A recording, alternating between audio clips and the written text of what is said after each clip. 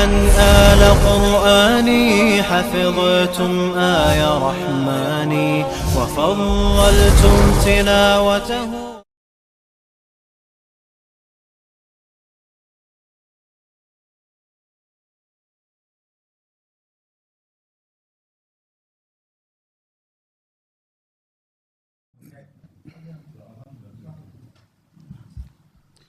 السلام عليكم ورحمة الله وبركاته.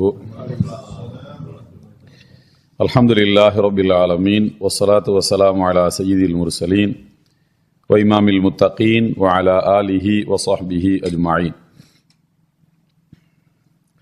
அன்பார்ந்த சகோதரர்களே,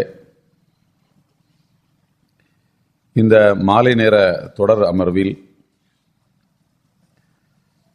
யுக முடிவு நாளின் சிறிய பெரிய அடையாளங்களை நாம் பார்த்து வருகின்றோம். கடந்த 2 நாட்களாக யுக முடிவு நாளினுடைய சிறிய அடையாளங்களை நாம் பார்த்து வந்தோம். அதில் மொத்தம் 56 அடையாளங்கள் இருக்கின்றன. 56ஐயுமே நம்ம பார்க்கல.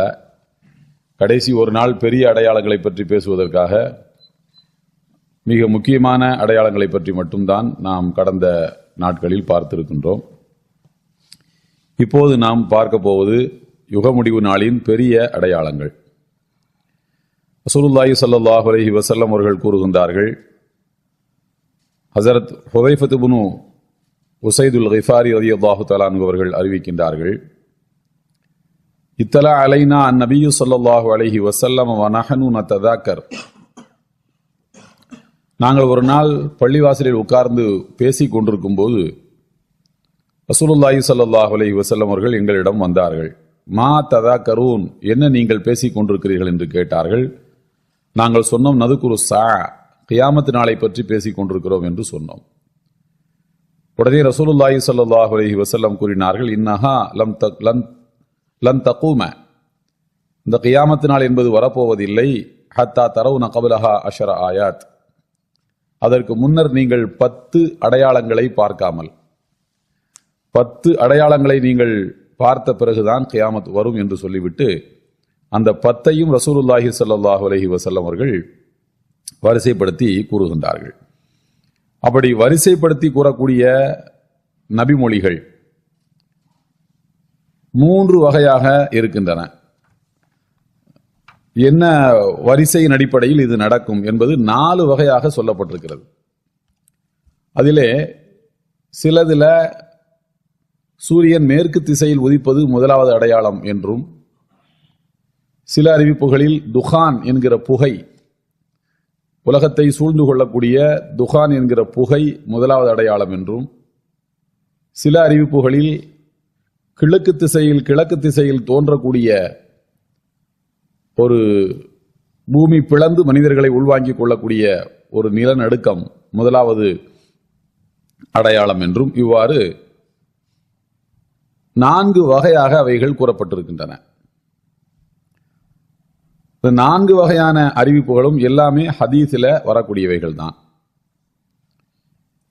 இந்த 4 வகையான அறிவிப்புகளுக்கும் என்ன விளக்கம் அளிக்கின்றார்கள் என்றால், இந்த 10ம் நடக்கும் என்று சொல்வதுதான் நோக்கமே அன்றி, ரசூலுல்லாஹி ஸல்லல்லாஹு அலைஹி வஸல்லம் அவர்கள் ஒரு ஹதீஸில் என்ன ஆர்டர்ல சொல்லியிருக்கிறாங்களோ அந்த ஆர்டர்ல தான் இந்த அடையாளம் வரும் என்று நாம் புரிந்து கொள்ள தேவையில்லை. அந்த ஹதீஸில் சொல்லப்பட்டிருக்கக்கூடிய 10ம் வரும். ஒரு ஹதீஸில் புகை முதலாவது என்று இருக்கிறது, 2வது தஜ்ஜால், 3வது தாபத்துல் அர்து, பூமியில் தோன்றக்கூடிய ஒரு வினோதமான மிருகம். இந்த வரிசை மாறி மாறி இருக்கிறது. அதன் மூலமாக நாம் எப்படி புரிந்து கொள்ள வேண்டும் என்றால், அந்த 10ம் நடக்கும் என்று புரிந்து கொள்ள வேண்டுமே அன்றி இந்த ஆர்டர்ல தான் வரும் என்று நாம் புரிந்து கொள்ள கூடாது என்று விளக்கம் அளிக்கின்றார்கள். இது சம்பந்தமாக வந்திருக்கக்கூடிய ஹதீஸுகள் அனைத்தையும் ஆய்வு செய்து பேரறிஞர் இமாம் குர்துபி ரஹ்மத்துல்லாஹி அலைஹி அவர்கள், திருக்குரானுக்கு விளக்கம் எழுதிய ஒரு மிகச்சிறந்த அறிஞர், இப்னு கஸீர் ரஹ்மத்துல்லாஹி அவர்களை விடவும் காலத்தால் அவர்கள் முந்தியவர்கள், ஒரு சிறந்த மார்க்க அறிஞர். அவர்கள் இந்த ஹதீஸை ஆய்வு செய்து இது சம்பந்தமாக ரசூலுல்லாஹி ஸல்லல்லாஹு அலைஹி வஸல்லம் கூறியிருக்கக்கூடிய மற்ற ஹதீஸுகளையும் முழுமையான ஒரு ஆய்வுக்கு உட்படுத்தி ஒரு வரிசையை அவர்கள் நமக்கு சொல்லுகிறார்கள். இந்த ஆர்டர்ல தான் இந்த 10 அடையாளங்களும் வரப்போகின்றன. அது எப்படி வரும் என்றால், ஒரு மாலையில் கோர்க்கப்பட்டிருக்கக்கூடிய மணிகள், தஸ்பீஹ் மணிகள் இருக்குன்னு வச்சுக்குவோம். இந்த தஸ்பீஹ் மணியில நூலை கட் பண்ணுனா ஒன்று வெளியில வரும், அதற்கடுத்து மலமளமலன்னு ஒன்றுன்னா வந்துடும். இதே மாதிரி ஒரு அடையாளம் வந்துவிட்டால் எல்லா அடையாளமும் மலமளமளமலன்னு வந்துவிடும். சில அறிவிப்புகளில் எப்படி காணப்படுகின்றன என்றால், இந்த அடையாளங்கள் எவ்வளவு நாட்களில் வரும். அல் ஆயாத்து குல்லுஹா ஃபி சித்தத்தி அஷ்ஹுர். முர்சல் அபுல் ஆலியா அவருடைய நூலில் சொல்லப்பட்டிருக்கிறது, இது 6 மாதங்களில் இந்த அடையாளங்கள் மலமளமலன்னு வந்து முடிச்சிரும் 10மே. சில ஹஜ்ரத் அபூ ஹுரைரா ரலியல்லாஹு தஆலா அவர்கள் அறிவிக்கக்கூடிய வேறு சில அறிவிப்புகளில் இந்த அடையாளங்கள் 8 மாதங்களில் நடந்து முடிந்துவிடும் என்று காணப்படுகிறது. முஸ்னத் அஹ்மத், ஹாக்கிம் ஆகிய நூல்களில் வந்திருக்கக்கூடிய அறிவிப்பின்படி அல் ஆயாத்து ஃபி சில்கின் ஃபன்கதஅ சில்கு ஃபயத்தபிஉ பஅதுஹா பஅலா. ஒரு நூலில் கோர்க்கப்பட்ட மணிகள் எப்படி மளமளவென்று வெளியிலே வருமோ அதுபோல் எல்லாமே வெகு விரைவாக வந்து முடித்துவிடும் என்று அறிவிக்கப்பட்டிருக்கிறது. இப்போது நாம என்ன இமாம் குர்துபி ரஹ்மத்துல்லாஹி அவர்கள் எந்த வரிசையின் அடிப்படையில் இந்த கியாமத் நாளின் அடையாளங்கள் வரும் என்று கூறியிருக்கிறார்களோ அந்த வரிசையை நம்ம பார்ப்போம். அதுதான் அறிஞர் பெருமக்கள் அனைவரும் சரியான ஆய்வு என்று ஒத்துக்கொண்டிருக்கக்கூடிய வரிசை முறை. அவ்வல் ஆயாத், கியாமத் நாளினுடைய அடையாளங்களில் முதல் அடையாளமாக வருவது துஹூரு தஜ்ஜால். தஜ்ஜால் தோன்றுவான் என்பதுதான். தஜ்ஜால் தான் பெரிய அடையாளங்கள்ல முதலாவது தஜ்ஜால். இரண்டாவது ஈசா நபியின் தஜ்ஜாலின் வருகை, ஈசா நபி இறங்குவது. ஈசா நபியின் வருகை என்று சொல்வதை விட ஈசா நபி இறங்குவது என்றுதான் சொல்ல வேண்டும். மூன்றாவது யஜூஜு மாஜூஜு கூட்டத்தினரின் அவர்கள் அடைத்து வைக்கப்பட்டிருக்கக்கூடியவர்கள் வெளியாகுவார்கள். அடைத்து வைக்கப்பட்டிருக்கக்கூடியவர்கள் வெளியாகுவார்கள். தஜ்ஜாலை பொறுத்தவரைக்கும் அவன் சங்கிலியால் பிணைக்கப்பட்டிருக்கின்றான். ஈசா நபியை பொறுத்தவரைக்கும் அவர்கள் வானத்தில் உயர்த்தப்பட்டு வைக்கப்பட்டிருக்கிறார்கள். யஜூஜு மாஜூஜு கூட்டத்தினரை பொறுத்தவரைக்கும் அவர்கள் சங்கிலியால் பிணைக்கப்படவில்லை, அவர்கள் ஒரு தடுப்பு சுவர் கொண்டு அடைக்கப்பட்டிருக்கிறார்கள். அப்போ தஜ்ஜால் வெளிப்படுவதும் ஈசா நபி இறங்குவதும் யஜூஜு மாஜூஜு கூட்டத்தினர்கள் அந்த ஓட்டையை தாண்டி பொத்துக்கொண்டு வெளியிலே வருவதும், இது இந்த ஆர்டர்ல நடக்கும் என்று பேரறிஞர் குர்துபி ரஹ்மத்துல்லாஹி அவர்கள் சொல்லி காட்டுகின்றார்கள். அதன் பிறகு பூமியில் ஒரு மிருகம் தோன்றும். தாபத்துல் அர்தி, பூமியில் ஒரு பெரிய மிருகம் ஒன்று, வினோதமான மிருகம் ஒன்று தோன்றும். இந்த ஆர்டர்ல இமாம் குர்துபி ரஹ்மத்துல்லாஹி அவர்கள் சொல்லி காட்டுகிறார்கள். மற்ற ஆர்டர்களை அப்படி போற போக்கில் பார்த்துக்கிட்டே போவோம். முதலாவது நாம ஹதீஸில் சொல்லப்பட்டிருக்கக்கூடிய அடையாளங்களில் முதலாவது வருவது எதுவென்று சொன்னால் தஜ்ஜாலுடைய வருகை. தஜ்ஜால் இப்போ இருக்கிறானா இல்லையா, அவன் எங்க இருக்கிறான் என்று பார்த்தால் ஹதீஸில் மிக தெளிவாக சொல்லப்பட்டிருக்கிறது. சஹீஹ் முஸ்லிம்ல வந்திருக்கக்கூடிய ஒரு அறிவிப்புல முதலாவது தஜ்ஜால் என்பவன் யார் என்பதை பார்த்திடலாம். பேரறிஞர் அல் காதி இப்னுல் அரபி அவர்கள் கூறுகின்றார்கள், இந்த தஜ்ஜால் என்பவன் அவனை மசீஹு தஜ்ஜால் என்று கூற வேண்டும். மசீஹ் என்று சொன்னால் தடவப்பட்டவன் என்று பொருள். அவனுடைய ஒரு கண் தடவப்பட்டிருக்கும், ஒரு கண்ணு மட்டும்தான் இருக்கும், அது கண்ணு மட்டும்தான் வேலை செய்யும், இன்னொரு கண்ணு முழுக்க தடவப்பட்டிருக்கும், அதுல எதுவுமே இருக்காது, ஒன்றும் இருக்காது. தடவப்பட்டிருந்தா வெறும் சதையா தான் இருக்கும், வேற எதுவும் அதுல ஒரு கண்ணு மட்டும்தான் இருக்கும். அவனுடைய இன்னொரு கண்ணும் வெளியில துருத்தி கொண்டிருக்கும், வெளியில அப்படி இன்னொரு கண்ணு நம்மள மாதிரி அடக்க உடக்கமா இருக்காது, அந்த கண்ணு வெளியில வந்த மாதிரி அப்படி நீட்டிக்கிட்டு இருக்கும். இந்த அந்த ஹெட்லைட் இருக்கு, சில கார்கள் இருக்கும், அந்த மாதிரி வெளியில வந்த மாதிரி இருக்கும். இது அவனுடைய அடையாளம். அவனுடைய நெற்றியில காஃப், ஃபே, ரே ஆகிய மூன்று எழுத்துகள் இருக்கும். பார்த்தாலே இந்த நெற்றியினுடைய அப்படின்னா 7 பேனாவால் எழுதியிருக்கும்னு அர்த்தம் இல்லை. அந்த நெத்தி சுருக்கம் இதை வச்சு பார்த்தாலே அவனுக்கு என்ன தெரியும்னு சொன்னா காஃப் ஃபே ரே என்ற 3 எழுத்துக்கள் இருக்கும். என்ன அர்த்தம்? க ஃப ர, காஃபிராகி விட்டான்.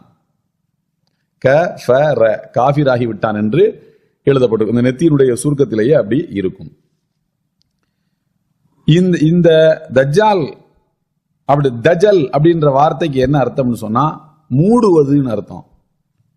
அவன் ஒரு வித்தைக்காரனை போல நல்லதை கெட்டதாகவும் கெட்டதை நல்லதாகவும் காட்டுகின்ற ஒரு வித்தைக்காரன்.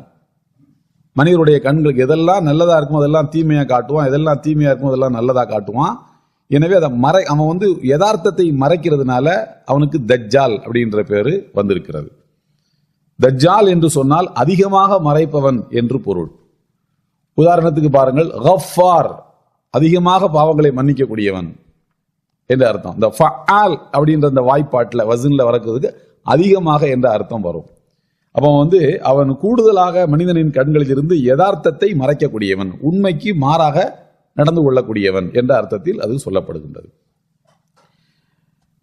இது ரசூலுல்லாஹி ஸல்லல்லாஹு அலைஹி வஸல்லம் கூறுகின்றார்கள்.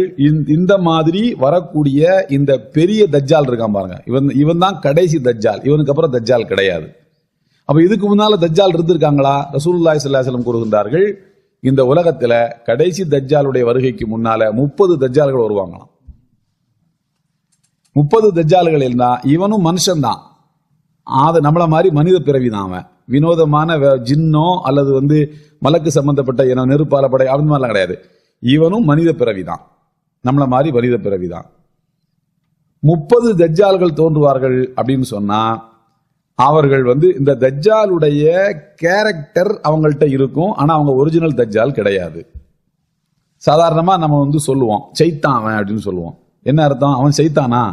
நெருப்பாலைய படைக்கப்பட்டிருக்கான், அவன் மனுஷன், அவனுக்கு வாப்பா இருக்கு உம்மா இருக்கு, நம்மள மாதிரி டெலிவரி பிறந்துதான் அவன் பிறந்திருக்கான். ஆனாலும் சைத்தான் அவனை ஏன் நம்ம சொல்றோம்னா அந்த கேரக்டர் அவன்கிட்ட இருக்கு, அந்த பண்பு அவன்கிட்ட இருக்கு. இங்க இருந்து அங்க பத்த வைக்கிறது, அங்க இருந்து போட்டு.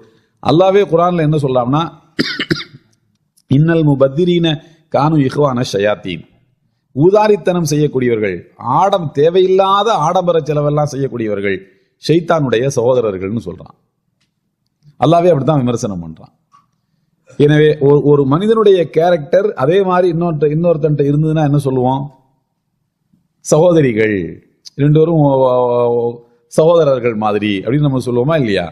அந்த மாதிரி தான் அல்லாஹ் தஆலாவும் அந்த ஊதாரித்தனம் செய்யக்கூடியவர்களை ஷைத்தானின் சகோதரர்கள் சொல்றான். இப்ப நம்ம சப்ஜெக்டுக்கு வந்தோம்னு சொன்னா, இது மாதிரி உலகத்துல 30 தஜ்ஜால்கள் தோன்றுவார்கள். அவன் வந்து 31வது தஜ்ஜால், 29 + 1 இல்ல, 30 + 1 அவரு.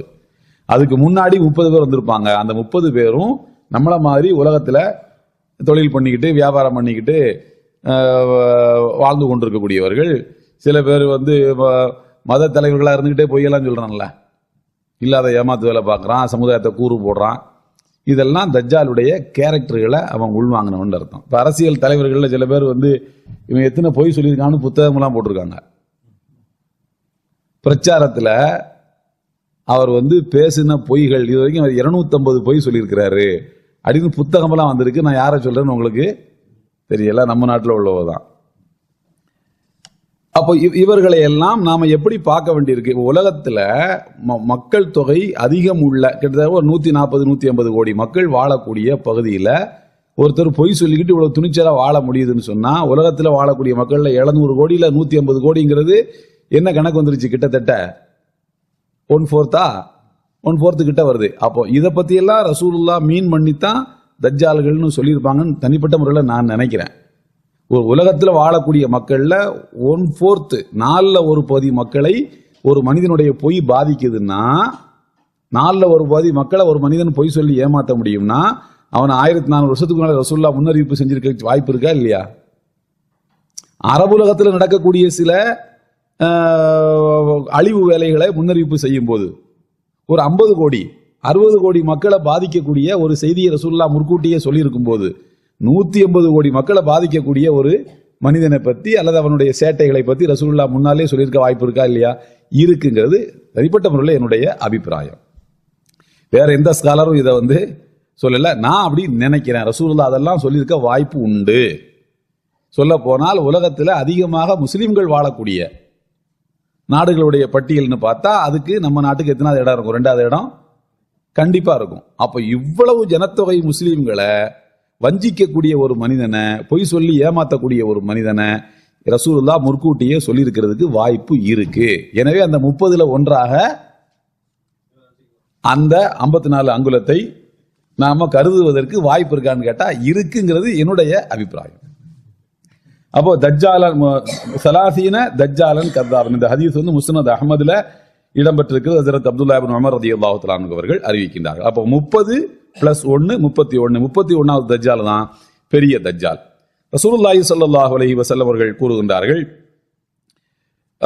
மொத்த அதாவது அல் பிதாயா வன் நிஹாயா போன்ற நூல்களில் இருந்து எடுத்திருக்கக்கூடிய ஒரு சாராம்சமான கருத்து என்னவென்று சொன்னால், ரசூலுல்லாஹி ஸல்லல்லாஹு அலைஹி வஸல்லம் அவர்களுடைய மொத்த ஹதீஸினுடைய சாராம்சத்தை நான் சொல்றேன் உங்களுக்கு. وَيَكُونُ نُزُولُ عِيسَى بْنِ مَرْيَمَ مَسِيحُ الْهُدَى فِي أَيَّامِ الْمَسِيحِ الدَّجَّالِ مَسِيحُ الضَّلَالَةِ. அதாவது ஈசா நபிக்கும் மசீஹ்னு சொல்லுவாங்க, தஜ்ஜாலுக்கும் மசீஹ்னு சொல்லுவாங்க. ஈசா நபிக்கு மசீஹ்னு சொல்றது மசீஹுல் ஹுதா, நேர்வழி பெற்ற மசீஹ். தஜ்ஜாலுக்கு மசீஹு தலாலா, வழிகட்ட மசீஹ்னு பேரு. இந்த மசீஹுக்கு தஜ்ஜாலுக்கு மசீஹ்னு சொல்லப்பட்டிருப்பது வலது கண் தடவப்பட்டிருப்பதனால தடவப்பட்டதுன்னு. மசீஹுக்கு தடவ கூடியவர்னு அர்த்தம் உண்டு. இறை தூதர் ஈசா அலைஹிஸ்ஸலாம் அவர்கள் பிறவியிலேயே கண் பார்வை தெரியாமல் இருந்தவர்களையும் பிறவியிலேயே நோயால பாதிக்கப்பட்ட மக்களையும் தன்னுடைய கையால் தடவி கொடுத்தவர்களுக்கு குணம் கொடுத்திருக்கிறார்கள். சொன்னார்கள், உபரிவுல் அக்கமக வல் அபரச பிஇذنில்லா, அல்லாஹ்வினுடைய உத்தரவின் பேரில் நான் என்ன செய்கிறேன், பிறவி குருடர்களையும் பிறவியிலேயே தீர்க்க முடியும். அந்த காலத்துல பிறவியிலேயே கண் பார்வை தெரியலன்னா அதுக்கு மருந்து கிடையாது. இடையில கண் பார்வை போச்சுன்னா இப்போ அப்படி இல்லை, எல்லாத்துக்குமே கண்டுபிடிச்சு வச்சிருக்கான்.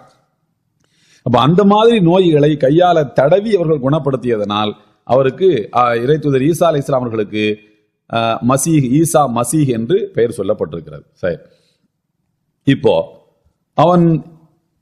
அவனுடைய அடையாளங்கள், உருவ அடையாளங்கள் எல்லாமே நம்ம பார்த்துட்டோம். இதற்கு அடுத்து நம்ம நிறைய விஷயங்கள் சொல்ல வேண்டியிருக்கு. ரசூலுல்லாஹி ஸல்லல்லாஹு அலைஹி வஸல்லம் காலத்திலேயும் கூட தஜ்ஜாலை போன்ற குணங்களை கொண்ட ஒருவன் தோன்றினான். அவன் எந்த தஜ்ஜால்னு சொன்னா அந்த 30ல் 1. அவனுக்கு என்ன பேருன்னு சொல்லி கேட்டீங்கன்னா இப்னு சய்யாத் அப்படின்னு பேரு. இப்னு சய்யாத்னு பேரு. அவன் பருவ வயதை அடையாத ஒரு சிறுவனாக இருந்தான். ரசூலுல்லாஹி ஸல்லல்லாஹு அலைஹி வஸல்லம் காலத்துல அவன் என்ன பண்ணுவான்னா, வீட்டுக்குள்ள உட்கார்ந்து போர்வையை போட்டு மூடிக்கிட்டு முணங்கிக்கிட்டே இருப்பான். அந்த போர்வையை முடிச்சிட்டு விலகுனதுக்கு அப்புறம் பார்த்தா அவன் சில விஷயங்களை அவன் அது வரைக்கும் பார்த்திருக்காத விஷயங்களை சொல்லுவான். இது ஈமானுக்கு சோதனையாக அல்லாஹு தஆலா ரசூலுல்லாஹி ஸல்லல்லாஹு அலைஹி வஸல்லம் காலத்திலேயே ஒருவனை அனுப்பி வைத்திருந்தான். அவன் முன்னால நிக்கிறவங்க மனசுல என்ன நினைச்சாலும் அதை சொல்லுவானா. ரசூலுல்லாஹி ஸல்லல்லாஹு அலைஹி வஸல்லம் போறாங்க, நான் ஒண்ணு மனசுல நினைச்சிருக்கேன்னு சொல்லு பாப்போம்னு சொல்றாங்க. அவன் சொன்னான் துஹ் அப்படின்னு சொன்னான், புகைன்னு சொன்னான். அதாவது நீங்க ஒண்ணுமே நினைக்காம என்கிட்ட ஒன்னு நினைச்சிருக்கேன்னு சொல்லுன்னு சொல்றீங்கன்ட்டான். ரசூலுல்லாஹி ஸல்லல்லாஹு அலைஹி வஸல்லம் சொன்னாங்க, இஹ்ஸ, அட நாசமா போவா. அவ இது எதற்காகண்டா, அல்லாஹ் சோதிக்கிற ரசூல் இருக்கும் போதே குட்டி குட்டி தஜ்ஜால்களை அனுப்பி, இதுவும் இந்த சமுதாயத்துக்கு அல்லாஹ் புரிந்திருக்கக்கூடிய அருள். குட்டி குட்டி தஜ்ஜால்களை அனுப்பி நம்மளை சோதிச்சு நம்ம அதுல நிலைச்சிருக்கிறோமா, ஈமான்ல நிலைச்சிருக்கிறோமான்னு பார்த்து நம்மளை ஈமானில் நிலைத்திருக்க வைத்து, பெரிய தஜ்ஜால் பெரிய ஏமாத்து வேலைகளை செய்யும் போது இதெல்லாம் நாங்கள் கடைசி காலங்கள் ஏற்கனவே பார்த்தவைகள் தான். உன்ன மாதிரி நாங்க 30 பேரை பார்த்திருக்கோம் சொல்லுவோம்ல, உன்ன மாதிரி நாங்க 1000 பேரை பார்த்திருக்கோம் ஏண்டு. அந்த மாதிரி நமக்கு இந்த வரலாறை நம்ம கடந்து வரும்போது நம்ம பேரனோ பேத்தியோ அவங்களுடைய இன்னொரு 500 வருஷம் கழிச்சு வரக்கூடிய நம்முடைய வாரிசுகளோ சொல்லுவாங்க, எங்க வாப்பாமார்கள்லாம் இதெல்லாம் கடந்த காலத்துல பார்த்ததுதான். ஒரு மாதிரி நாங்க 30 பேரை உலகத்துல பார்த்திருக்கோம். தஜ்ஜால் வரும்போது, ஒரிஜினல் தஜ்ஜால் வரும்போது ஈமான உறுதியாக பிடித்துக் கொண்டு நிற்பதற்காக வேண்டி அல்லாஹ் வைத்திருக்கக்கூடிய சோதனை என்று நாம் இதை எடுத்துக்கொள்ள வேண்டும். அதற்கடுத்து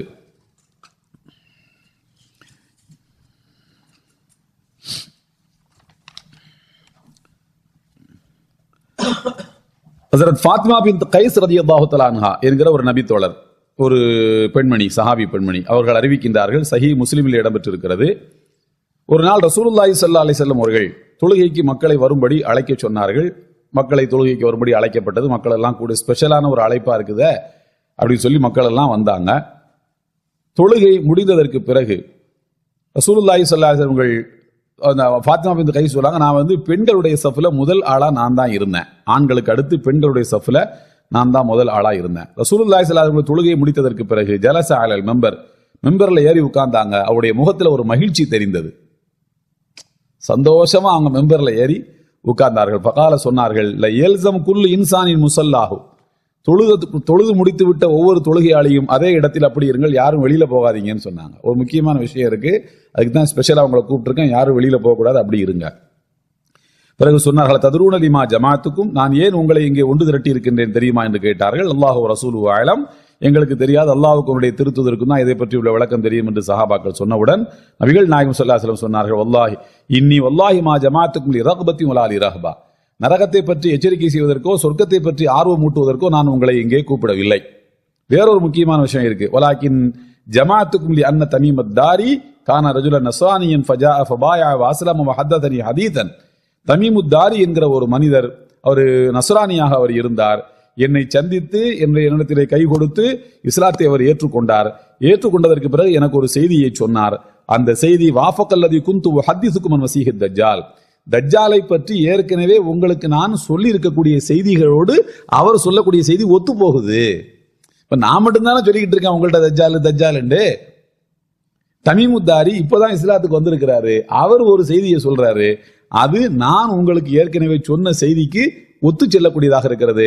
அது அவர் வாயாலே சொல்லட்டும் தான் நான் உங்களை எல்லாம் கூட்டு உட்கார வச்சிருக்கேன். எனக்கு ஒரு சப்போர்ட்டிங் எவிடன்ஸ் ஒன்று கிடைச்சிருக்கு என்று நபிகள் நாயகம் ஸல்லல்லாஹு அலைஹி வஸல்லம் சொல்கின்றார்கள். சொன்னாங்க, ஹததனி தமீமுத்தாரி சொன்னார்களாம், அன்னஹு ரகிப ஃபீ சஃபீனத்தின் பஹரியத்தி மா 30 ரஜுலா, 30 பயண தோழர்களோடு அவர்கள் புறப்பட்டு போனார்கள். மீன் லஹ்மி ஜுதாம், லஹ்மு ஜுதாம் என்கிற கூட்டத்தை சார்ந்த, அது 2 வம்சாவளியை சார்ந்த லஹ்மு ஜுதாம், இந்த 2 வம்சாவளியை சார்ந்த 30 நபர்களை திரட்டி கொண்டு கடல் பயணமாக ஒரு கப்பல்ல தமீமுத்தாரி போனாரு. ஃபலஐப பிஹிமுல் மௌஜ் ஷஹரன் ஃபில் பஹர், கடலிலே 1 மாத காலம் அவர் அலைகடலில் தத்தளித்தார்.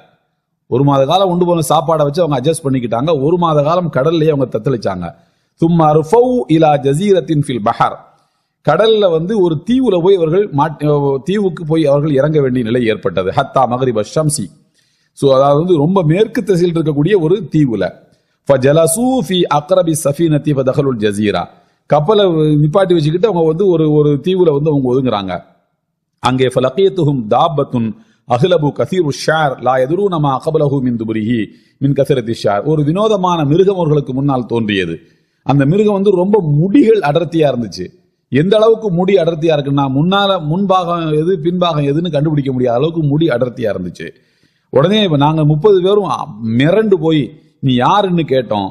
அவங்க சொல்லிச்சு, நான் தான் ஜஸ்ஸாசா, நான் ஒரு சிஐடி, இந்த ஏரியாவுக்கு நான் யாரு சிஐடி. புதிய ஆட்கள் யாரும் வந்தா நான் என்ன பண்ணுவேன், பாப்பேன், கண்காணிப்பா தான் நான் சிஐடி. ஒமல் ஜஸ்ஸாசா, ஜஸ்ஸாசானா என்னன்னு கேட்குறாங்க. அதெல்லாம் விடுங்க, ஐயுல் கௌம், அதெல்லாம் விடுங்க, என்னை பத்தி நீங்க கேட்காதீங்க.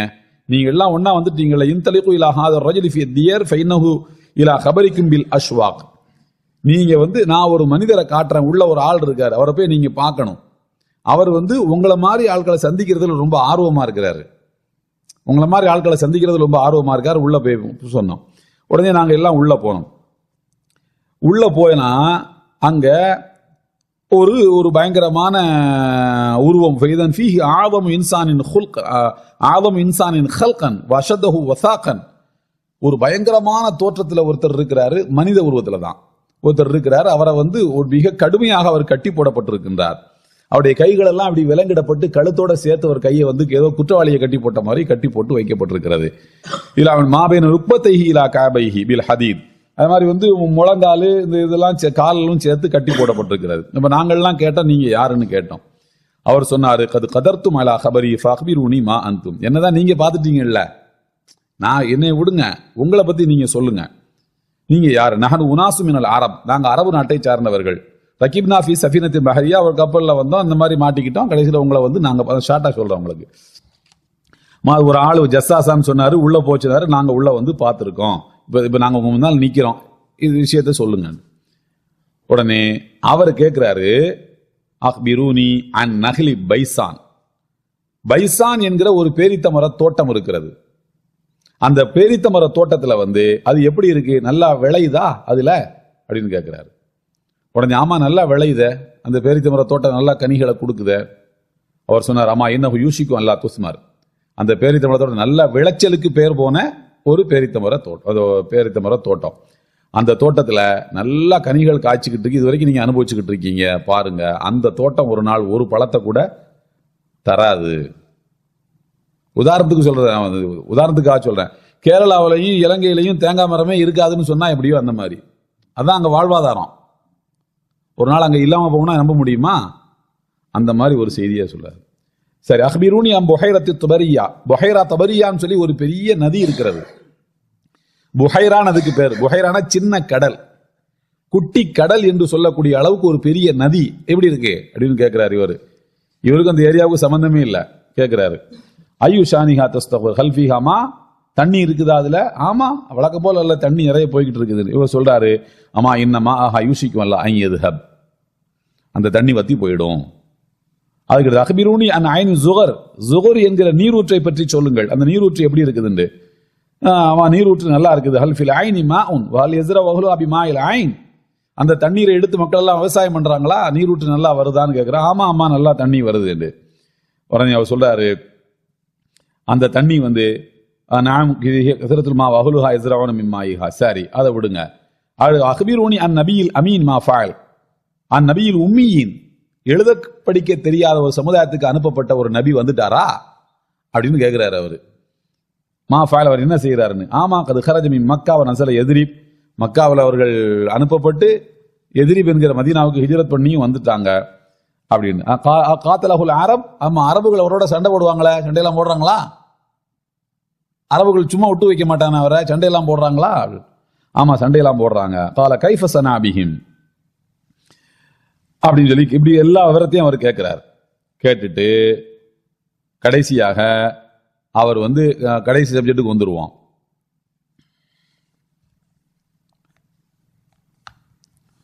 சொல்றாரு, அமா இன்னதாக்க கைருன் லஹும் அயுதீஊஹு, அவருக்கு மாறு செய்யாமல் அந்த இறுதி நபிக்கு கட்டுப்பட்டு வாழ்வதுதான் அரபுகளுக்கு நல்லது அப்படின்னு அவர் சொல்றாரு.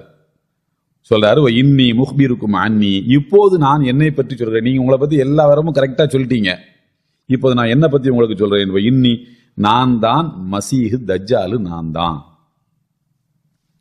இன்னி ஊஷிக்கு அயூதன் அலி ஃபில் குரூஜி, நான் வெளியே வருவதற்கு எனக்கு அனுமதி கிடைக்க போகிறது. இறுதி நபி வந்துட்டாங்க, சண்டையெல்லாம் நடந்துருச்சு. அவர் என்னை பத்தி நிறைய உங்களுக்கு சொல்லியிருப்பாரு. இவங்க வந்து யாரு, தமீமுத்தாரி, வந்து நஸ்ரானியா இருந்தவங்க. ரசூலுல்லாஹ் அங்க ஏற்கனவே சொல்லிட்டு தான் இருக்காங்க. இவர் போய் தான் அங்க போய் விவரத்தை சொல்ல போறாரு. சொல்றாங்க, இன்னி ஊஷிக்கு அயூதன் அலி, எனக்கு அனுமதி ஃபில் குரூஜி, வெளியே வருவதற்கு அனுமதி கிடைக்கும். ஃபஸீரு ஃபில் அர்தி, நான் பூமி முழுக்க பயணம் செய்வேன். ஃபலா அத கரிய அதுஉ கரியத்தன் இல்லா ஹபத்துஹா ஃபி 40 லைலத்தன் ஹத்தா மக்கா கைர மக்கா வ தைபா, நான் பூமியில் இருக்கக்கூடிய எல்லா ஊர்களுக்கும், ஒரு கிராமத்தை விடாம எல்லா ஊர்களுக்கும் நான் பயணம் பண்ணுவேன். 40 நாளையில பயணம் பண்ணுவேன், 40 இரவுகள்ல. ஆனால் மக்கா தைபா என்கிற 2 நகரங்களை தவிர, மக்கானா மக்கா, தைபானா மதீனா. ஃபஹுமா முஹர்ரமதானி அலைய கில்தாகுமா, அந்த 2 ஊருக்குள்ளையும் நான் வந்து போக முடியாது. குல்லமா அரத்தன் அதுகுல வாஹிதத்தன் அவ்வாஹித மின்ஹுமா இஸ்தக்பரணி மலக்கும் எதிஹி சைஃபு முசல்லத்தன் யசுத்துனி அன்ஹா, அந்த ஊருக்குள்ள நான் நுழையணும்னு தயாரா இருக்கும்போது வாளை உருவி கொண்டு ஒரு மலக்கு என்ன பண்ணுவார், நான் என்ன இந்த பக்கம் திருப்பி விட்டுவார். நான் அந்த பக்கம் தான் மக்கா இருக்குன்னு போய்கிட்டே இருப்பேன், மக்காவே வராது. மதீனாவுக்குள்ள நுழையும் போது ஒரு மலக்கு வந்து வாழை வச்சு திருப்பி விட்டுவார், இந்த பக்கமா மதீனா இருக்குன்னு நினைச்சு போயிட்டே இருப்பேன், மதீனா வராது. அந்த 2 ஊருக்குள்ள என்னால போக முடியாது அப்படின்னு தமீமுத்தாரி சொன்னதை ரசூலுல்லாஹி ஸல்லல்லாஹு அலைஹி வஸல்லம் சொல்லி முடித்து விட்டு கையில ஒரு குச்சி வச்சிருந்தாங்க. அங்க மெம்பர்ல தான் உட்காந்து சொல்றாங்க. அந்த தொழுகையை முடிச்சுட்டு கையில குச்சி வச்சுட்டு சொன்னாங்க, ஒத்தானபி மிக்ஸரத்திஹி பில் மெம்பர், தன்னுடைய குச்சியை கையில வச்சுட்டு ஓங்கி அந்த மெம்பர்ல குத்திட்டு சொன்னாங்க. மரத்தால செய்யப்பட்ட மெம்பர், அது உட்டுல செஞ்சது. ஹாதிஹி தைபா, ஹாதிஹி தைபா, ஹாதிஹி தைபா. தைபா என்று தஜ்ஜால் சொன்னது இந்த ஊரத்தான், மதீனாவுக்குள்ள அவன் வரமாட்டான். அலா ஹல் குந்து ஹத்தத்துக்கும் தாலிக், ஞாபகம் இருக்கா உங்களுக்கு? நான் இதெல்லாம் முன்னாடியே சொல்லியிருக்கேன் தானே? ரசூலுல்லாஹ் கேட்கறாங்க, சார் முன்னாடியே உங்கள்கிட்ட சொல்லியிருக்கேன் தானே? உடனே மக்கள் எல்லாம் ஆமா ஏற்கனவே முன்னாடியே எங்களுக்கு நீங்க என்ன செஞ்சிருக்கீங்க, கொஞ்சம் கொஞ்சமா நிறைய இது விஷயமா சொல்லியிருக்கீங்க. நபிகள் நாயகம் ஸல்லல்லாஹு அலைஹி வஸல்லம் சொன்னார்கள், ஃபைன்னஹு அஜபனி ஹதீஸு தமீம். தமீமுத்தாரி அவர்கள் சொல்லக்கூடிய இந்த ஹதீஸ் எனக்கு ரொம்ப வியப்புக்குரியதாக இருந்தது. அலா இன்னஹு ஃபி பஹரி ஷாம். அவர் எங்க போனோம்னு அவருக்கு தெரியாது. 1 மாத கால கடல்ல சுத்தி அடிச்சிட்டு எங்க போனோம்னே தெரியாம ஒரு தீவுன்னு நினைச்சுக்கிட்டு இருக்கிறாரு. நான் சொல்கிறேன், அலா இன்னஹு ஃபி பஹரி ஷாம் அவ் பஹரில் யமன். யமன் மற்றும் ஷாமுடைய கடற்கரையை ஒட்டி இருக்கக்கூடிய பகுதிகளுக்கு தான் அவர் போனாரு. லா பல் மின் கபலில் பஷிரிக்கி மாஹுவ மின் கபலில் மஷிரிக்கி. அதுக்கு மஷிரிக் திசை மாதிரி தோணுது, மஷிரிக் திசை கிடையாது. ஒமாகுவ மின் கபலில் மஷிரிக்கி மாகுவ வௌமாபி எதிஹீரல் மஷிரிக்கி. தலை அப்படி காட்டி அவர் கிழக்கு திசை நினைக்கிறாரு. இல்ல, அவர் ஷாமு யமன் இந்த பகுதியை ஒட்டித்தான் அவர் போயிருக்கிறார் என்று நபிகள் நாயகம் ஸல்லல்லாஹு அலைஹி வஸல்லம் சொல்லி முடித்தார்கள். சஹாபாக்கள் இதை கேட்டு அப்படியே மிரண்டு போய் உட்கார்ந்துருக்காங்க. கண்கண்ட சாட்சி ஒருத்தர் பார்த்துட்டு வந்திருக்கிறாரு, கை விலங்கிட்டு பூட்டப்பட்டிருக்கிறது. அப்போ இதுல இருந்து நமக்கு கிடைக்கக்கூடிய ஒரு மிகப்பெரிய உண்மை என்னவென்று சொன்னால், தஜ்ஜாலு பூமியில தான் இருக்கின்றான். எத்தனை வருஷமா அவனுக்கு உணவு கொடுக்கப்பட்டு கொண்டிருக்கிறது? கைவிலங்கிடப்பட்ட நிலையிலும் கூட அவனுக்கு தேவைப்படக்கூடிய அடிப்படையான விஷயங்கள் அனைத்தையும் அல்லாஹு தஆலா இத்தனை ஆண்டுகளாக அவன் கொடுத்து கொண்டே இருக்கின்றான். ஒரு நாள் அவன் திடீரென்று வருவான். அவன் வருவதற்கு எது ட்ரிகரிங் பாயிண்டா இருக்கும்? எப்போ அவன் எல்லா விஷயத்துக்குமே ஒரு ட்ரிகரிங் பாயிண்ட் இருக்கும்ல. இது நாள் வரைக்கும் நடக்காத ஒரு விஷயம் திடீர்னு நடக்குதுன்னா அதுக்கு ஒரு முக்கியமான காரணம் ஒன்று இருக்கும்ல. அது என்ன காரணம்னு கேட்டா, இன்னமா யஹ்ருஜு மின் கலபிஹி யக்திபுஹா. அவனுக்கு கோபம் ஊட்டக்கூடிய ஒரு நிகழ்வு, அவனை பயங்கரமா கோபத்தை தூட்டக்கூடிய ஒரு நிகழ்வு நடக்கும். அதுலதான் அவன் என்ன செய்வான், அடிச்சு பிடிச்சுக்கிட்டு வெளியில என்ன செய்வான், பொத்துக்கொண்டு வருவான். இன்ன அவ்வளமா இபாது அலன்னாசி கதிபுன் யக்திபுஹு. அவனுக்கு கோபம் ஊட்டக்கூடிய ஒரு நிகழ்வு நடப்பதுதான் அவன் வருவதற்கு காரணம் என்று ரசூலுல்லாஹி ஸல்லல்லாஹு அலைஹி அவர்கள் கூறுகின்றார்கள்.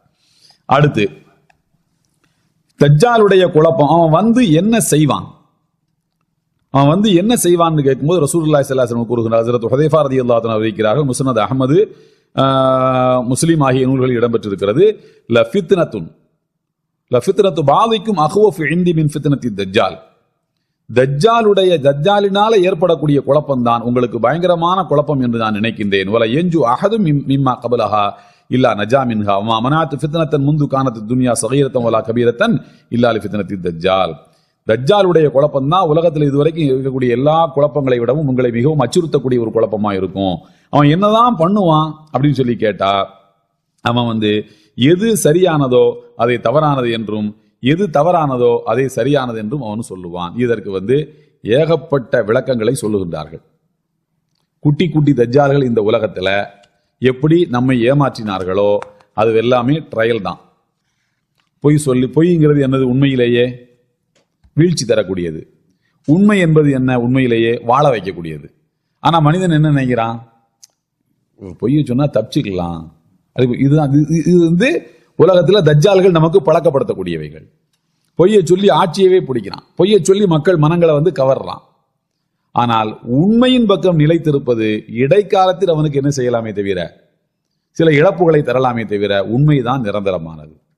இப்படியான சின்ன சின்ன விஷயங்கள் தஜ்ஜால்கள் இந்த உலகத்துல மக்களை ஏமாற்றுவது மாதிரி, பெரிய தஜ்ஜால் என்ன செய்வானா, பெரிய பெரிய விஷயங்களை சொல்லி அவன் மனிதர்களை ஏமாற்றிக் கொண்டே இருப்பான் என்பது தஜ்ஜாலினால கிடைக்கக்கூடிய உருவாகக்கூடிய ஒரு மிகப்பெரிய ஆபத்து. ஒரு சந்தர்ப்பத்தில் ரசூலுல்லாஹி ஸல்லல்லாஹு அலைஹி வஸல்லம் கூறுகின்றார்கள், பள்ளிவாசலுக்கு அவங்க வரும்போது சஹாபாக்கள் உட்கார்ந்து பேசிக் கொண்டிருக்கின்றார்கள். நீங்க என்ன பேசிக் கொண்டிருக்கிறீர்கள்னு கேட்டாங்க. நாங்க தஜ்ஜாலை பற்றி தஜ்ஜாலை பற்றி நாங்கள் பேசிக் கொண்டிருக்கிறோம் என்று சொன்னார்கள். ரசூலுல்லாஹி ஸல்லல்லாஹு அலைஹி வஸல்லம் சொன்னாங்க, இதைவிட ஒரு பயங்கரமான ஆபத்து உங்களுக்கு இருக்கிறது, நான் சொல்லட்டுமா? தஜ்ஜாலை விடவும் ஒரு பயங்கரமான, தஜ்ஜாலாவது நான் இருக்கும்போது வரப்போறது இல்லை. நான் இருக்கும்போது ரசூலுல்லாஹ் இருக்கும்போது தஜ்ஜால் வருவானா? வரப்போறது இல்லை. ஆனால் தஜ்ஜாலை விடவும் ஒரு பேராபத்து உங்களோடு எந்நேரமும் இருக்கும், அதை பற்றி சொல்லட்டுமா என்று கேட்டார்கள். சொல்லுங்கள் அல்லாஹ்வுடைய திருத்துறையில் சொல்லும்போது அதுதான் ரியா என்கிற முகஸ்துதின்னு சொன்னாங்க.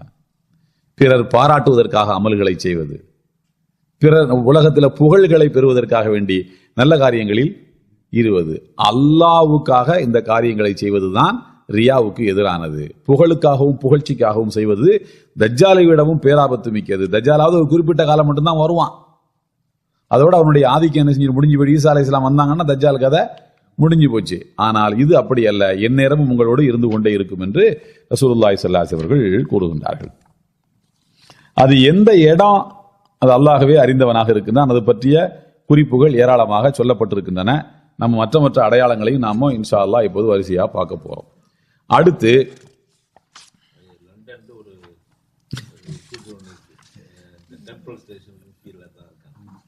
அது மாதிரி இஸ்பஹான் ஒரு ஊரை சொல்றாங்க.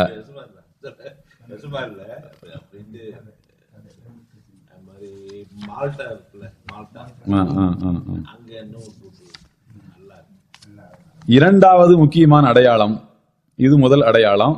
இரண்டாவது முக்கியமான அடையாளம் ஈசா அலைஹிஸ்ஸலாம் அவர்களுடைய வருகை. தஜ்ஜால் வந்த பிறகு ஈசா அலைஹிஸ்ஸலாமுடைய வருகை என்பது இருக்கும். இது மிக முக்கியமான இறை நம்பிக்கை சார்ந்த ஒரு விஷயம். இறை தூதர் ஈசா அலைஹிஸ்ஸலாம் அவர்கள் இப்போதும் வானத்தில் அவர்கள் உயிரோடு இருக்கிறார்கள். அவர்கள் இன்னும் மரணம் அடையவில்லை. பூமிக்கு அவர்கள் திரும்பி வருவார்கள். வந்து அவர்கள் இயற்கை மரணத்தை அடைவார்கள். அவர்களை யாரும் கொல்லவும் முடியாது, அவர்களை யாரும் காயப்படுத்தவும் முடியாது. அவர்கள் நடத்தக்கூடிய போர்கள் அவர்கள் வெற்றிதான் பெறுவார்கள். அவர்கள் இயற்கை மரணத்தை அடைவார்கள். சில அறிவிப்புகளில், திருமதி போன்ற அறிவிப்புகளில் காணப்படுகிறது, ரசூலுல்லாஹி ஸல்லல்லாஹு அலைஹி வஸல்லம் அவர்களுக்கு பக்கத்தில் அவர்கள் அடக்கம் செய்யப்படுவார்கள் என்று சில அறிவிப்புகள் கூறுகின்றன. இப்போ இறை தூதர் ஈசா அலைஹிஸ்ஸலாம் அவர்கள் எப்படி வருவார்கள் என்று கேட்டால் பாருங்க.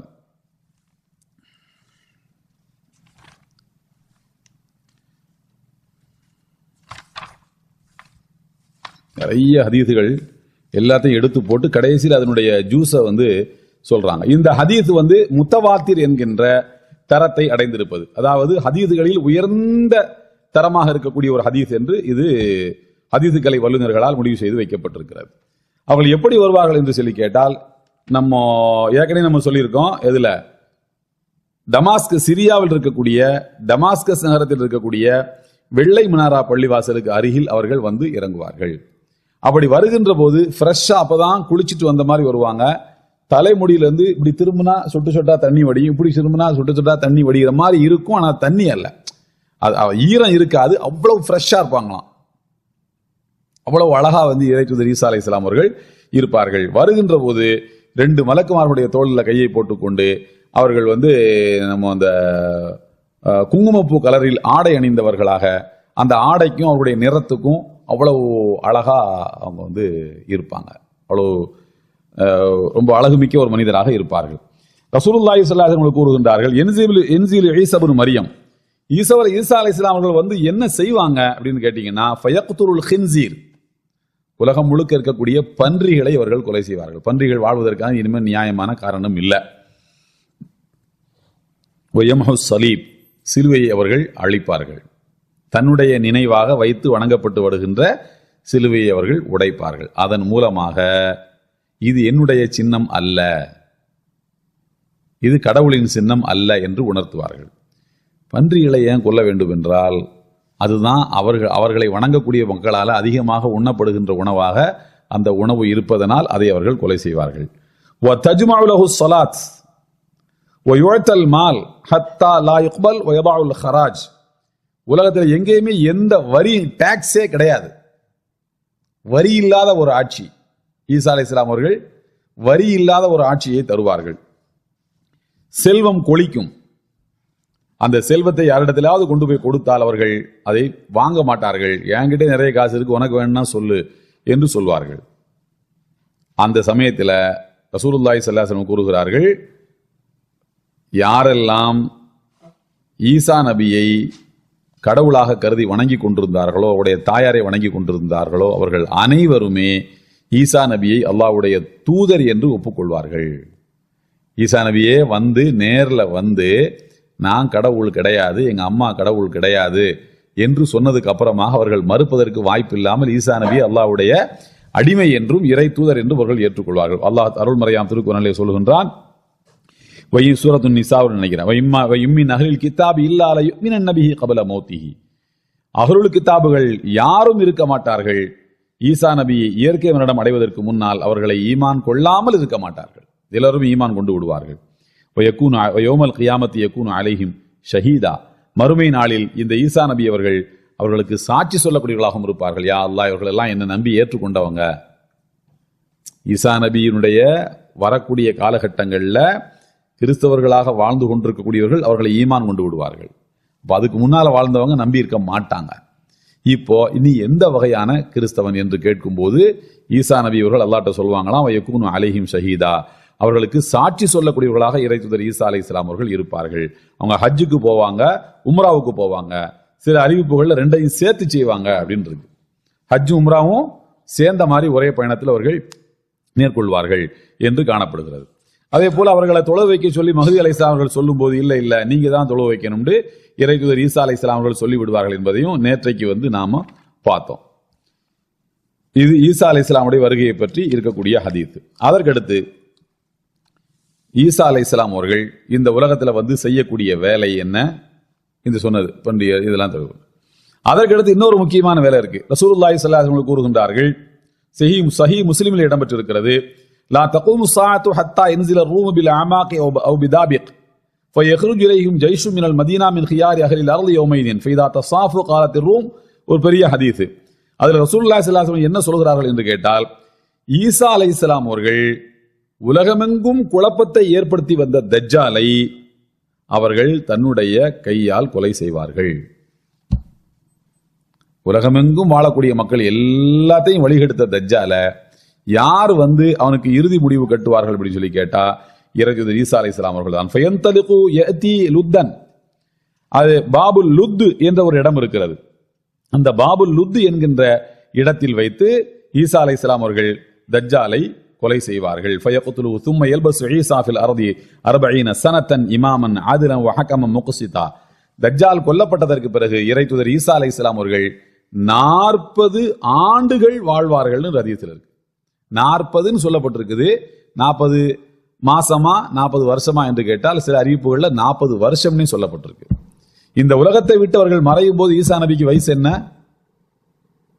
உயர்த்தப்படும் போது 33. ரசூலுல்லாஹ்ட்ட கேட்கறாங்க, சொர்க்கவாசிகளுக்கு என்ன வயசா இருக்கும் சொர்க்கத்தில்னு கேட்கும்போது ஈசா அலைஹிஸ்ஸலாமுடைய வயசுன்னு சொன்னாங்க. சொர்க்கவாசிகள் எத்தனை வயசுல இந்த உலகத்தில் அவங்க மௌத்தா போயிருந்தாலும் சரிதான், சொர்க்கத்தில் அவங்களுக்கு வயசு என்ன? 33. பெண்களுக்கு வயசு என்ன? அதுல பாதி 33ல பாதி எத்தனை? 16.5. 16.5 வயசு. வயசு கூடுமா குறையுமான்னு கேட்டா அப்படியே தான் இருக்கும். ஏன் சொர்க்கத்துல வயசு கூடாது குறையாது? கண்டிப்பா குறைய போறது இல்லை. ஏன் கூடாதுன்னு சொல்லி கேட்டா சொர்க்கத்துல காலம் அப்படின்னு ஒண்ணு கிடையாது, நேரம்னு ஒண்ணு கிடையாது. ஏன்னா அங்க சூரியனை நீங்க பார்க்கவே முடியாது, சூரியன் கிடையாது. லா யரவுன ஃபீஹா ஷம்ஸம் வலா ஸம்ஹரீரா, அவர்கள் சூரியனை பார்க்க மாட்டார்கள், சந்திரனையும் பார்க்க மாட்டார்கள். அப்ப அதுல இருந்து என்ன தெரியுதுன்னா ராத்திரியும் இல்லை பகலும் இல்லை. ஒரு பகல் போய் ராத்திரி வந்தா தானே ஒரு நாள். இப்படி 365 நடந்தா தானே ஒரு வருஷம். அப்பதானே உங்களுக்கு ஒரு வயசுன்னு கணக்கு பண்ணுவீங்க. எதுவுமே இங்க இல்லையா? அப்ப எப்படி எதை வச்சு நீங்க கணக்கு பண்ணுவீங்க? அப்ப சொர்க்கத்துல என்னதான் இருக்கும் அப்படின்னு சொல்லி கேட்டா நிழல் இருக்கும். பில்லம் பலீலா, அடர்த்தியான நிழல் இருக்கும். இந்த அடர்த்தியான நிழலை வைத்து நான் உங்களுக்கு சூரத்துல் ஹுஜராத் தஃப்சீர் பண்ணும்போதே சொல்லியிருக்கேன் உங்களுக்கு, குர்ஆனுடைய வசனங்களை எப்படி எல்லாம் ஆய்வு செய்யறாங்க. இந்த அடர்த்தியான நிழல் என்பதை வைத்து ஒரு மனிதனை வெயில் படாமல் நிழலில் மட்டுமே வைத்து அவனை வளர்த்தால், அவனை உருவாக்கினால் அவனுக்கு மரணம் வராமல் தடுக்க முடியுமா என்று ஆய்வுகள் நடக்கின்றன. ஆய்வுகள் நடந்துகிட்டு இருக்கு. இத சிரியா நாட்டை சார்ந்த அலி மன்சூர் அல் கயாலி என்கின்ற ஒரு கெமிஸ்ட்ரி புரொஃபசர் ஒருத்தர், அவர் இந்த ஆய்வை சொல்றாரு. இதுக்கு மேலதிகமான சான்றுகள் ஏதாவது குர்ஆன்ல இருக்குதா அப்படின்னு சொல்லி பார்த்தா சூரத்துல் கஹ்ஃப் இருக்கு பாருங்க, கஹ்ஃப். அந்த கஹ்ஃப்ல அவங்க 309 வருஷம் குகைக்குள்ள இருந்தாங்க, அப்படிதானா? அவங்க மேல வெயிலே படல. அல்லாஹ் என்ன சொல்றான்? வெயில் அந்த பக்கம் வரும்போது அப்படியே திருப்பி விட்டு வருதுல, தஸாவரு அன் கஹ்ஃபிஹிம் தாத்தல் யமீனி வஇதா கரபத் தக்ரிதுஹும் தாத்த ஷிமாலி வஹும் ஃபீ ஃபஜ்வத்தி மின்ஹு. ஒரு பள்ளத்தில் ஒரு உள் பொந்து மாதிரி உள்ள இருந்தாங்க. நீங்க போய் பார்த்துருப்பீங்க, பார்த்தா தெரிஞ்சிருக்கும். உள்ள இருங்க, மறையும் போது சூரியன் இப்படி வரும், உதிக்கும் போது அப்படி போகும். மேல வெயில் படவே இல்லை. ஆனா சூரியன் என்று ஒன்று இருந்தது, ஆனா அவங்க மேல வெயில் படல. 309 வருஷம் அவங்க எப்படி இருந்தாங்கன்னு சொல்லி கேட்டா அவங்களுக்கு தோல்ல சுருக்கம் வரல. 300 வருஷமா இருந்திருக்காங்களே, முதுமை என்பது அவங்களுக்கு வரல. முடி நிறைக்கல.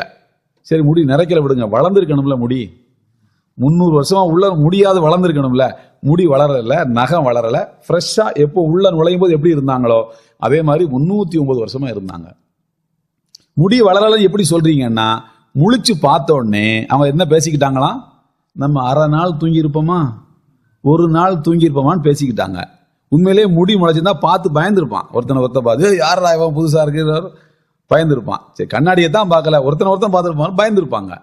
அப்ப என்ன பேசிக்கிட்டாங்கன்னா, நம்ம அரை நாள் தூங்கி இருப்போம், யோமன் அவ் பாபயம், ஒரு நாள் தூங்கி இருப்போம் என்று பேசிக்கொண்டார்கள். அப்ப அதுல இருந்து என்ன தெரிஞ்சிருக்குன்னா, நகம் வளரல, முடி வளரல, தோல் சுருக்கம் எதுவுமே ஏற்படல, 309 வருஷமா ஃப்ரெஷ்ஷா அப்படியே அவங்க இருக்கிறாங்க.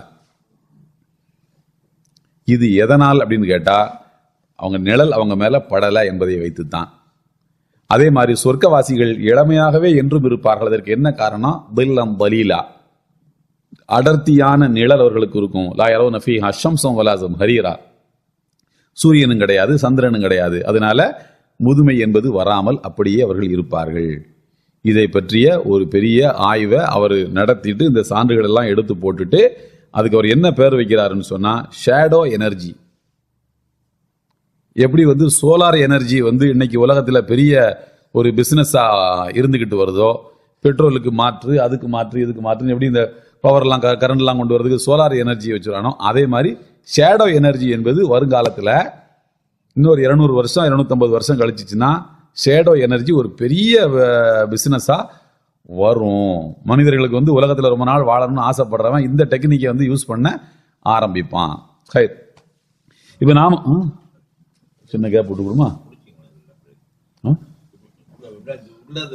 அவ்வளவுதான். நம்ம அடுத்து ஈசா நபிக்கு தான் போகணும். இது துணை சப்ஜெக்டா தான் உங்களுக்கு சொன்னேன். டீயை குடிங்க. அப்போ ஈசா அலைஹிஸ்ஸலாம் அவர்கள் உலகத்துக்கு வந்து இந்த உலகத்தில் அவர்கள் நீதியை நிலைநாட்டுவார்கள், சிலுவைகளை உடைப்பார்கள், பன்றிகளை கொல்லுவார்கள். எந்த அளவுக்கு அவர்கள் நீதிமிக்க அமைதியான ஆட்சியை தருவார்கள் என்பதற்கு ஒரு உதாரணத்தை ரசூலுல்லாஹி ஸல்லல்லாஹு அலைஹி வஸல்லம் கூறுகின்றார்கள். ஃபயஈஷுன் நாஸு ஃபீ நிஅமத்தின் லம் யன்அமு மிஸ்லஹா கத். இதற்கு முன்னர் உலகம் கண்டிராத எல்லா பாக்கியங்களையும் மக்கள் அனுபவிப்பார்கள். இதுக்கு முன்னால உலகத்தினுடைய வரலாற்றில் எப்போதுமே மக்கள் அனுபவிக்காத பாக்கியங்களை அந்த மக்கள் ஈசா அலைஹிஸ்ஸலாமுடைய வருகைக்கும் போது மக்கள் அனுபவிப்பார்கள். எப்படின்னு சொன்னா, துர்ஃபஉ ஷஹ்னாஉ வல் பக்தாஉ, மனிதருடைய இதயங்களில் இருக்கக்கூடிய கெட்ட எண்ணங்களும் பகையும் அகன்றுவிடும். ஒருத்தனை பத்தி ஒருத்தர் தப்பா நினைக்கிறது, ஒருத்தரை பத்தி ஒருத்தர் போட்டு கொடுக்கறது, ஒருத்தர் மேல ஒருத்தருக்கு கோபம், இதெல்லாமே போயிடும். ஏன் இதெல்லாமே போடுது அப்படி நம்ப முடியலையே, அவ்வளவா இதா இருக்கும். ஆமா, ஏன்னா இந்த உலகத்துல இது எல்லாமே நடக்கிறது எதுக்காகனா உலக ஆசைக்காக நடக்குது. உங்களை நான் போட்டு கொடுத்து உங்க இடத்துக்கு நான் வந்தா உங்களை மாதிரியான வாழ்க்கை நான் வாழ முடியும், உங்களை பார்த்து பொறாமப்படுறேன். எனக்கே நல்ல வாழ்க்கை கிடைக்கும்போது நான் எதுக்கு உங்களை பார்த்து பொறாமப்பட போறேன்? நானே சந்தோஷமா இருக்கும்போது நான் எதுக்கு இன்னொருத்தனை பார்த்து பொறாமப்படுறதுக்கு என்ன இருக்கு? அப்போ உலகம் முழுக்க மகிழ்ச்சி எங்கும் இருக்கும். அதற்கு முன்னர் மக்கள் அனுபவிக்காத நியாமத்துகளை எல்லாம் இப்போது அனுபவிப்பார்கள். தரப்போ ஷஹனா, பகை அகன்றுவிடும், கோபங்கள் அகன்றுவிடும். இன்னொரு பெரிய ஆச்சரியம் என்னன்னு சொல்லி கேட்டா, ரசூலுல்லாஹி ஸல்லல்லாஹு அலைஹி வஸல்லம் சொல்கின்றார்கள், விஷ ஜந்துக்கள், விஷ பிராணிகளுடைய உடலில் இருந்து விஷம் அகற்றப்பட்டு விடும். பிராணிகளுக்கு கூட விஷம் இருக்காது. ஹத்தா யுதுஹலல் வலீது யதஹு யுதுஹிலுல் வலீது யதஹு ஃபீ ஃபையில் ஹய்யதி ஃபலா ததுர்ஹு. ஒரு பாம்பினுடைய வாய்க்குள்ள கொண்டு போய் ஒரு பையன் கையை கொண்டு போய் விடுவான், அந்த பாம்பை உனக்கு கடிக்காது. வாய்க்குள்ள கொண்டு போய் கையை விட்டா கூட கடிக்காது. வயலஅபு ஸபியானு மஅல் அஸ்வதி வஸ்ஸிபாஇ ஃபலா ததுர்ஹும். அதாவது விஷப்பிராணிகளோடும் வன விலங்குகளோடும் காட்டு விலங்குகளோடும் சிறு பிள்ளைகள் விளையாடுவார்கள். ஃபலா ததுர்ஹும், அது அவர்களுக்கு இடையூறு அளிக்காது. வயகூனு ذئب في الغنم كأنه كلبها. நாய்களும் ஆட்டுக்குட்டியும், ஓநாயும் ஆட்டுக்குட்டியும் ஒன்றாக என்ன செய்யும்? சேர்ந்து பழகும். வதஹ்ருஜுல் அர்து பரக்கத்தஹா வதன்ஸிலு ஸமாஉ கைரஹா.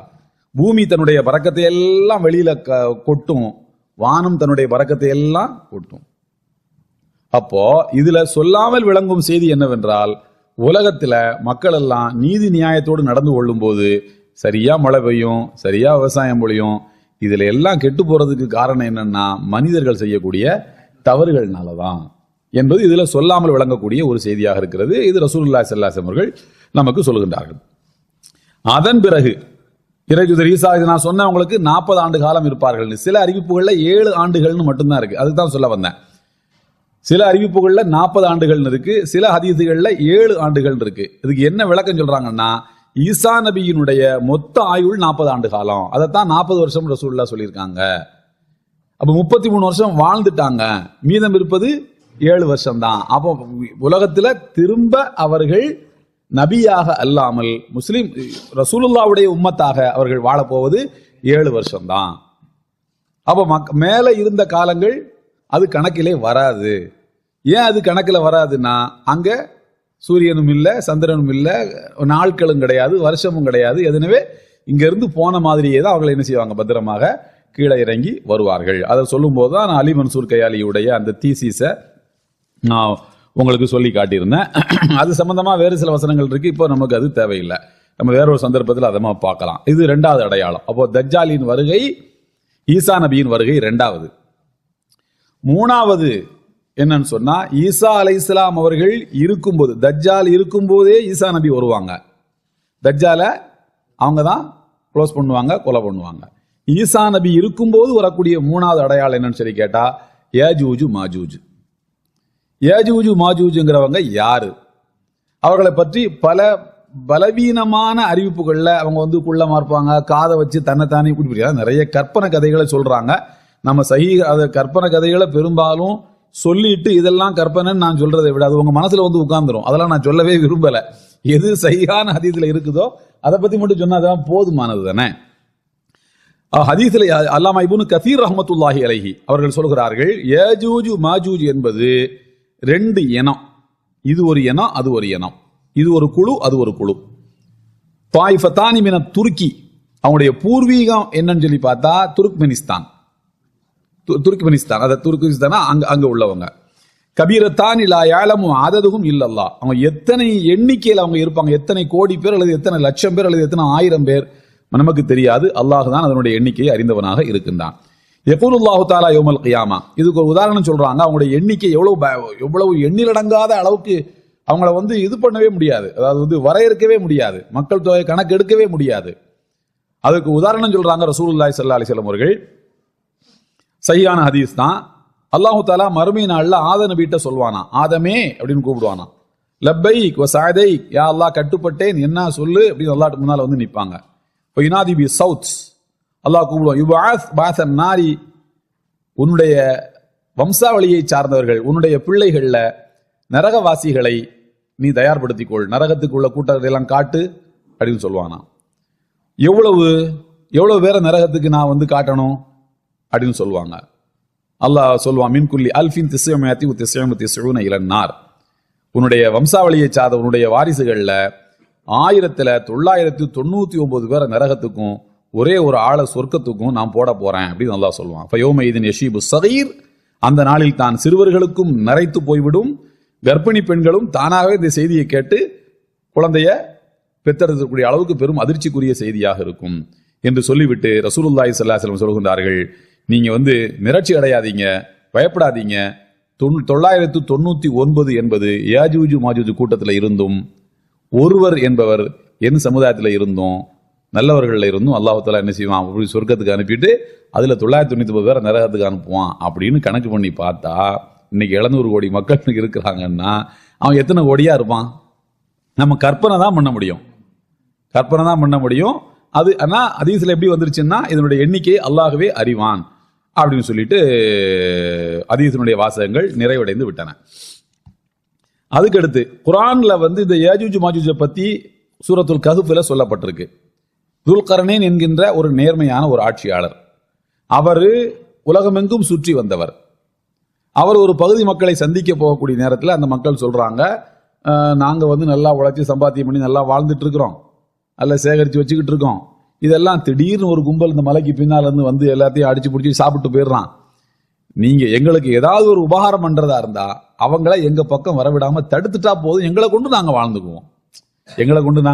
வாழ்ந்துக்குவோம், எங்களுக்கு நீங்க பெருசா ஒன்றும் ஹெல்ப் பண்றதா இருந்தா இதை மட்டும் செய்யுங்க. நாங்கள் உங்களுக்கு வரி வேணாலும் தர்றோம், நாங்கள் பணம் ஏதாவது வசூல் பண்ணி கூட கொடுக்குறோம், நீங்க ஏதாவது தடுப்பு சுவரை எழுப்பி எங்களுக்கு கொடுங்க. அப்போ துல்கர்னின் மன்னர் சொல்றாரு, அல்லாஹ் எனக்கு தந்திருக்கக்கூடிய செல்வம் என்பது நீங்கள் எனக்கு தருவதாக சொல்லுகின்ற வரியை விடவும் விசாலமானது. அல்லாஹ் எனக்கு நிறைய கொடுத்துருக்கான், நான் எதுக்கு உங்கள்கிட்ட வரியை வாங்கி உங்களுக்கு சர்வீஸ் கொடுக்கணும், தேவையில்லை, நானே பண்றேன், எனக்கு நீங்க உடல் உழைப்பு மட்டும் தாருங்கள் என்று கேட்கிறார். இரும்பு பாலங்கள் அமைக்கப்பட்டு அதுல செம்பு உருக்கி ஊற்றப்பட்டு 2 மலைகளுக்கு இடைப்பட்ட பகுதி முழுமையாக அடைக்கப்படுகிறது. அதன் பிறகு அவங்க வந்து பார்க்கறாங்க, அடைச்சிருக்குது. அதுக்கப்புறம் ஏஜூஜ் மாஜூஜ் கூட்டத்தினரால இந்த பகுதிக்கு வந்து மக்களை துன்புறுத்த முடியவில்லை என்பது வரைக்கும் குர்ஆன்ல சூரத்துல் கஹ்ஃப்ல 92 முதல் 99 வரைக்கும் உள்ள வசனங்கள்ல சொல்லப்பட்டிருக்கு. இப்படி அடைக்கப்பட்டதற்கு பிறகு அவர்கள் வரவே இல்லை. அல்லாஹ் கூறுகிறான், வதரக்னா பாலஹும் யௌமைதி யமூஜு ஃபீ பால் ஹத்தா இதா ஃபுத்திஹத் யாஜூஜு வ மாஜூஜு மின் குல்லி ஹதபின் யன்சிலூன். அந்த தடுப்புச் சுவர் திறக்கப்படுகின்ற போது உயரமான இடத்துல இருந்து சல்லுன்னு அப்படி வழுக்கிக்கிட்டு உலகத்தை நோக்கி அவங்க வருவாங்க. தடுப்புச் சுவர் எப்போது திறக்கும் என்று கேட்டால் அல்லாஹ் சொல்கிறான் சூரத்துல் அம்பியாவுல வசனம் 96 97ல, வக்தரபல் வாதுல் ஹக், வாக்களிக்கப்பட்ட அந்த வாக்கு நெருங்கி விட்டது, கியாமத்தினுடைய சமீபத்தில் தான் அது திறக்கும் என்று அல்லாஹ் சொல்லி காட்டுகிறான். சில அறிவிப்புகள்ல எப்படி இருக்குதுன்னு சொல்லி கேட்டா ரசூலுல்லாஹி ஸல்லல்லாஹு அலைஹி வஸல்லம் அவர்கள் கூறுகின்றார்கள், அதாவது அவர்கள் வந்து தினமும் என்ன செய்வாங்களாம், தினமும் அந்த சுவரை தோன்றதுக்கு முயற்சி பண்ணி கொண்டே இருப்பார்கள். அதை தோண்டி எடுத்து எப்படியாவது நம்ம வெளியில வந்துடலாம்னு தினமும் முயற்சித்துக் கொண்டே இருப்பார்கள். அவங்க தினமும் தோண்டிக்கிட்டே இருப்பாங்களாம். கிட்ட வந்துருவாங்க, இன்னும் கொஞ்சம் தோண்டுனா சுவத்தை உடைச்சிடலாம், தோன்றதுன்னா கையாலையோ ஏதோ ஒரு பொருளை வச்சு தோன்றாங்க, கிட்ட வந்துடலாம் என்று இருக்கும்போது சூரியன் மறையக்கூடிய நேரம் வந்துருச்சு, நாளைக்கு பார்த்துக்குவோம் அப்படின்னு சொல்லிட்டு அவங்க போயிடுவாங்களாம். போனா மறுநாளைக்கு காலையில் தோன்றதுக்கு வந்தா மறுபடியும் அது அடைக்கப்பட்டிருக்கும். இப்படியே சளைக்காம தயங்காம அவனுடைய நாள் வர்ற வரைக்கும் தோண்டிக்கிட்டே இருப்பான். என்றைக்கு அது திறக்க வேண்டும் என்று அல்லாஹ் நாடுகின்றானோ அப்போது தோண்டிக்கொண்டே வருவார்கள். ஒரு சின்ன கேப் வரைக்கும் தோண்டிடுவாங்க, சின்ன கேப் தான் இருக்கும். அப்போ அந்த தலைவர் சொல்வாராம், சரி இன்ஷா அல்லாஹ் நாளைக்கு வந்து தோண்டுவோம்னு சொல்லுவாராம். இன்ஷா அல்லாஹ் நாளைக்கு வந்து தோண்டுவோம்னு சொன்னா நாளைக்கு வந்து தோண்டிய நிலைவில் அப்படி இருக்கும், லேசா தோண்டிட்டு வெளியில வருவாங்க. அப்ப இன்ஷா அல்லாஹ்வை யார் சொன்னாலும் அதுக்கு வேல்யூ இருக்கு. இப்போ அந்த சூரத்துல் பக்கராவுல அந்த யூதர்கள் ஒரு மாட்டை அறுக்க சொல்லி மூசா நபி சொல்லுவாங்க. ஒருத்தர் கொலை செய்யப்பட்டுருவாரு, கொலையாளி யாருன்னு கண்டுபிடிக்கணும். கொலையாளி யாருன்னு கண்டுபிடிக்கணும்னா என்ன செய்யணும்னு சொல்லி மூசா நபிட்ட கேட்கும்போது அல்லாஹ் சொல்லுவான் மூசா நபிட்ட, ஒரு மாட்டை அறுத்து அந்த மாட்டுடைய ஒரு பீஸை, வாலோ அல்லது காலோ ஏதோ ஒன்று எடுத்து இறந்து போன உடம்புல அடிங்க, அவர் எந்திரிச்சு வந்து என்னை யார் கொலை பண்ணதுன்னு சொல்லிடுவாரு அப்படின்னு அல்லாஹ் சொல்லுவான். சூரத்துல் பக்கராவில் இருக்குது குர்ஆன்ல. நீங்க என்ன கேள்வி பண்றீங்களா? எங்களை செத்து போனவன் என்னைக்கு எந்திப்பான்? அல்லாஹ் சொல்லிட்டா நீங்க செய்யுங்க அப்படின்னு சொல்றான். ஆனா அவங்களுக்கு என்ன நோக்கம்னா, இவன் எந்திரிச்சு சொல்லிடக்கூடாதுன்னு அவன் நினைக்கிறான். சொல்லிட்டா உண்மையான குற்றவாளி யாருன்னு தெரிஞ்சு போயிடும். அதனால அந்த மாட்டை அறுக்காம இருக்கிறதுக்கு என்ன வழி, அதை பூரா செஞ்சான். அந்த மாடுனா வயசு என்ன இருக்கும் அந்த மாட்டுக்கு? அது விவசாயத்துல வேலை செஞ்சிருக்கணுமா செய்யாம இருந்திருக்கணுமா? இப்படி ஒன்னொன்னையா கேட்டுக்கிட்டே இருந்தான். ஒவ்வொரு கேள்வியும் கேட்க கேட்க கேட்க மூசா நபி இதுக்கு பதில் சொல்லணும்ல, பதில் சொல்ல சொல்ல அது அந்த மாடு கிடைக்கிறது சிரமமா போச்சு அவங்களுக்கு. கடைசியில மூசா நபிட்ட அல்லாஹ் சொல்லிட்டான், மஞ்சள் நிறத்து மாடுன்னு சொல்லிட்டான். மஞ்சள் நிற மாடு எங்கேயாவது நீங்க பாத்துருக்கீங்களா? வெள்ளை மாடு இருக்கும், கருப்பு இருக்கும், எல்லாம் இருக்கும். மஞ்சள் நிறத்து மாட்டை தேடி, அது மஞ்சள் எப்படி இருக்கணுமா, பளிச்சுன்னு இருக்கணுமா, பார்க்க மஞ்சள் மாதிரி தெரியுது, அப்படிலாம் இருக்கக்கூடாது, மஞ்சளாவே இருக்கணும் அந்த மாடு. அல்லாஹ் சொல்கிறான், அவ்வளவு சீக்கிரத்தில் அவர்கள் அந்த மாட்டை பிடித்து அறுக்கும் மனநிலையில் இல்லை. கடைசியா ஒரு கேள்வி கேட்கிறோம். இந்த கேள்விக்கு நீங்க அல்லாஹ்ட்ட பதில வாங்கி தந்துருங்க. இன்ஷா அல்லாஹு லமுஹ்ததூன், இன்ஷா அல்லாஹ் அந்த மாடு எங்களுக்கு கிடைச்சிரும். இந்த கேள்விக்கு மட்டும் பதில் சொல்லிருங்களேன். இன்ஷா அல்லாஹ் சொன்ன பிறகுதான் அந்த மஞ்சள் நிறத்து மாடே அவங்களுக்கு கிடைச்சது. அவன் நோக்கம் அவனுக்கு கெட்ட நோக்கமா இருந்தாலும் தப்பி தவறி அவன் இன்ஷா அல்லான்னு சொன்னதுனால ஆடு கிடைக்குது. அப்போ அல்லாஹ்வுடைய பேரு யாரு சொல்றாங்களோ, என்ன நோக்கத்தில் அதை சொல்றாங்களோ அந்த நல்லது அவங்களுக்கு நடந்துரும். அவங்களுக்கு அது தீமையா இருந்தாலும் உலக மக்களுக்கு நன்மையா இருக்கும். இன்ஷா அல்லான்னு யாஜூஜ் மாஜூஜ் கூட்டத்தினர்கள் சொல்றான். உலக மக்களுக்கே அது கேடா போகுது. அவ்வளவு அட்டகாசம் பண்ணுவான் யாஜூஜ் மாஜூஜ் வந்து. ஹதீஸ்ல எப்படி வருதுன்னா, ஈசா நபியாலேயே யாஜூஜ் மாஜூஜ் ஒழிக்க முடியாதான். ரசூலுல்லாஹி ஸல்லல்லாஹு அலைஹி வஸல்லம் சொல்றாங்க, அல்லாஹு தஆலா ஈசா நபிட்ட சொல்வானா. நவாஸ் இப்னு சம்ஆன் ரலியல்லாஹு தஆலா அவர்கள் அறிவிக்கக்கூடிய ஹதீஸ், சஹீஹ் முஸ்லிம்ல இடம்பெற்றிருக்கக்கூடிய ஹதீஸ் என்னன்னு சொன்னா, அல்லாஹ் சொல்றான், ஃபபைனமாஹும் கதாலிக் இத அவ்ஹல்லாஹு இலா ஈஸா இப்னு மரியம், ஈஸா இப்னு மரியமுக்கு அல்லாஹ் தஆலா வஹி அறிவிப்பான், இன்னி கது அஹ்ரஜத்து இபாத மின் இபாதி, என்னுடைய படைப்புகள் என்னுடைய அடியார்களில் சிலரை நான் வெளியேற்றி விட்டேன். தடுப்பு சுவரை உடைச்சிக்கிட்டு அவங்க வெளியில வந்துட்டாங்க. லா யதானி லக்கபி கிதாலிஹிம், அவர்களோடு சண்டை போடுவதற்கு உங்களுக்கு சக்தி இல்லை. யார்கிட்ட சொல்றான் அல்லாஹ்? ஈசா நபிகிட்ட சொல்றான். சஹீஹ் முஸ்லிம்ல வரக்கூடிய ஹதீஸ்ல தஜ்ஜாலையே கதையை முடிச்ச ஈசா நபிக்கு யாஜூஜ் மாஜூஜ ஒன்றும் செய்ய முடியாது. நம்பர் ஆஃப் இது வந்து அதிகம், அவங்கள்ட்ட மக்கள் அதிகம், அவன் ஒரு ஆள், இது பெருங்கொண்ட கூட்டம். லா யதானி லக்கபி கிதாலிஹிம் ஃபஹர்ரிஸ் இபாதி இல தூர், எனவே என்னுடைய நல்லடியார்களை, உங்களை பின்பற்றி வரக்கூடிய என்னுடைய நல்லடியார்களை எல்லாம் தூரு சீனாய் மலை இருக்கக்கூடிய பகுதியின் பக்கம் திரட்டி கொண்டு போய் சேர்த்து விடுவீராக என்று ஈசா நபிக்கு அல்லாஹ் கட்டளை இடுகின்றான். அந்த நேரத்தில் ஃபபாசுல்லாஹு யாஜூஜ மாஜூஜஹும் கமா கால அல்லாஹு தஆலா வஹும் மின் குல்லி ஹதபி யன்சிலூன், உயரமான மேட்டுப்பதிலிருந்து வழுக்கி கொண்டவர்கள் வருவார்கள். ஃபயர்கபு ஈசா வ அஸ்ஹாபுஹு இலல்லாஹி தஆலா, அல்லாஹ்விடத்தில் ஈசா நபியும் அவர்களை பின்பற்றி வரக்கூடிய மூமின்களும் துஆ செய்வார்கள், யா அல்லாஹ், அவர்களை வீழ்த்துவதற்கு எங்களுக்கு சக்தி இல்லை, நீயே சொல்லிட்ட, நாங்கள் அந்த முயற்சியை நாங்கள் என்ன செய்யக்கூடாது, இனிமே எடுக்கிறதுல அர்த்தம் இல்லை. ஆகையினால அவர்களுடைய தொல்லைகள் இருந்து எங்களை காப்பாற்றுவாயாக அல்லாஹ்ட்ட துஆ செய்வாங்க. அல்லாஹ்ட்ட துஆ செய்வாங்க. துஆ செய்யும் உடனே அல்லாஹ் என்ன செய்வான் என்றால், ஃபயர்சிலுல்லாஹு அலைஹிம் நக்ஃபம் மின் ஃபீ ரிகாபிஹிம் ஃபயஸ்பஹூன ஃபர்ஸா கமௌத்தி நஃப்ஸின் வாஹிதன், அதாவது அவருடைய பிடரியில வந்து ஒரு புண்ணு மாதிரி கொடுப்பான், ஒரு காயம் மாதிரி, ஒரு கொப்பளை மாதிரி. அவங்களுடைய யாஜூஜ் மாஜூஜ் எல்லாருக்கும் ஒரே மாதிரி வரும். கோடிக்கணக்கான அல்லது கணக்கில் அடங்காத எல்லாருக்கும் ஒரே மாதிரி பிடரி பகுதியில் ஒரு புண்ணு மாதிரி வரும். அதுல இருந்து அந்த நோய் பரவி கடைசியில் அவங்க என்ன செய்வாங்க, எல்லாருமே இறந்து போவார்கள். அந்த இறப்பு, யாஜூஜ் மாஜூஜினுடைய இறப்பு எப்படி இருக்கும்னு சொன்னா, கமௌத்தி நஃப்ஸின் வாஹிதத்தின், ஒரு ஆள் இறந்தால் எப்படி இருக்கும்? ஒரு ஆள் இறக்க எவ்வளவு நேரம் ஆகும்? 5 நிமிஷம் ஆகுமா? மேல் மூச்சு கீழ் மூச்சு வாங்கி அவ்வளவுதான். ஒரு ஆளுடைய இறப்பு எவ்வளவோ அதே மாதிரி அந்த கணக்கில் அடங்காத யாஜூஜ் மாஜூஜ்கள் ஒரு ஆள் இறக்குற மாதிரி சிம்பிளா இறந்துருவாங்க. அந்த மௌத் வந்து ரொம்ப சிம்பிளா முடிஞ்சு போயிடும் அப்படின்னு சொல்றாங்க. இது எதனால? ஈசா அலைஹிஸ்ஸலாமுடைய துஆவை கொண்டு. அப்போது ஃபயஹ்பத்து நபியுல்லாஹி ஈசா வ அஸ்ஹாபுஹு இலல் அர்தி, தூரு சீனாய் மலைக்கு பக்கத்துல தானே எல்லா மக்களையும் கூட்டிக்கொண்டு போய் அடைக்கல மாதிரி வச்சிருக்காங்க ஈசா நபி. பூமியை கீழே இறங்கி வந்து பார்த்தால், ஃபலா யஜிதூன ஃபில் அர்தி மௌதிஅ ஷிப்ரின் இல்லா மலஅஹு ஸஹ்முஹும் வ நத்னுஹும், ஒவ்வொரு ஜான்லையும் ஒவ்வொருத்தன் செத்து கிடப்பான். கீழே இறங்கி மலையை விட்டு கீழே இறங்கி வந்தா அவ்வளவு கோடிக்கணக்கான பேர்ல அவன், இதுல 1 அதுல 999, அதை அந்த நம்பர் ஞாபகம் வச்சுக்கிடுங்க. அப்ப எத்தனை கோடிக்கணக்கான பேர் செத்து கிடப்பான், பூமி முழுக்க மனிதர்கள் செத்து கிடப்பார்கள். அந்த நேரத்துல எப்படி இந்த பிணத்தை எப்படி அகற்றுறது? யாரை அடக்கம் பண்றது? எங்க கொண்டு போய் அடக்கம் பண்ணி யாரு கபரு தோன்றது? யாரால சாத்தியம்? எங்க இடம் எங்க இருக்கு இத்தனை பேரை புதைக்கிறதுக்கு? அப்படி ஈசா அலைஹிஸ்ஸலாம் அவர்கள் அப்படி திணறி நிற்கக்கூடிய நேரத்துல அல்லாஹ்ட்ட அவங்க என்ன செய்வாங்க, துஆ செய்வாங்க. ஃபயர்கபு ஈசா வ அஸ்ஹாபுஹு இலல்லாஹி தஆலா, இந்த நாத்தமும் பயங்கரமா அடிக்கும்.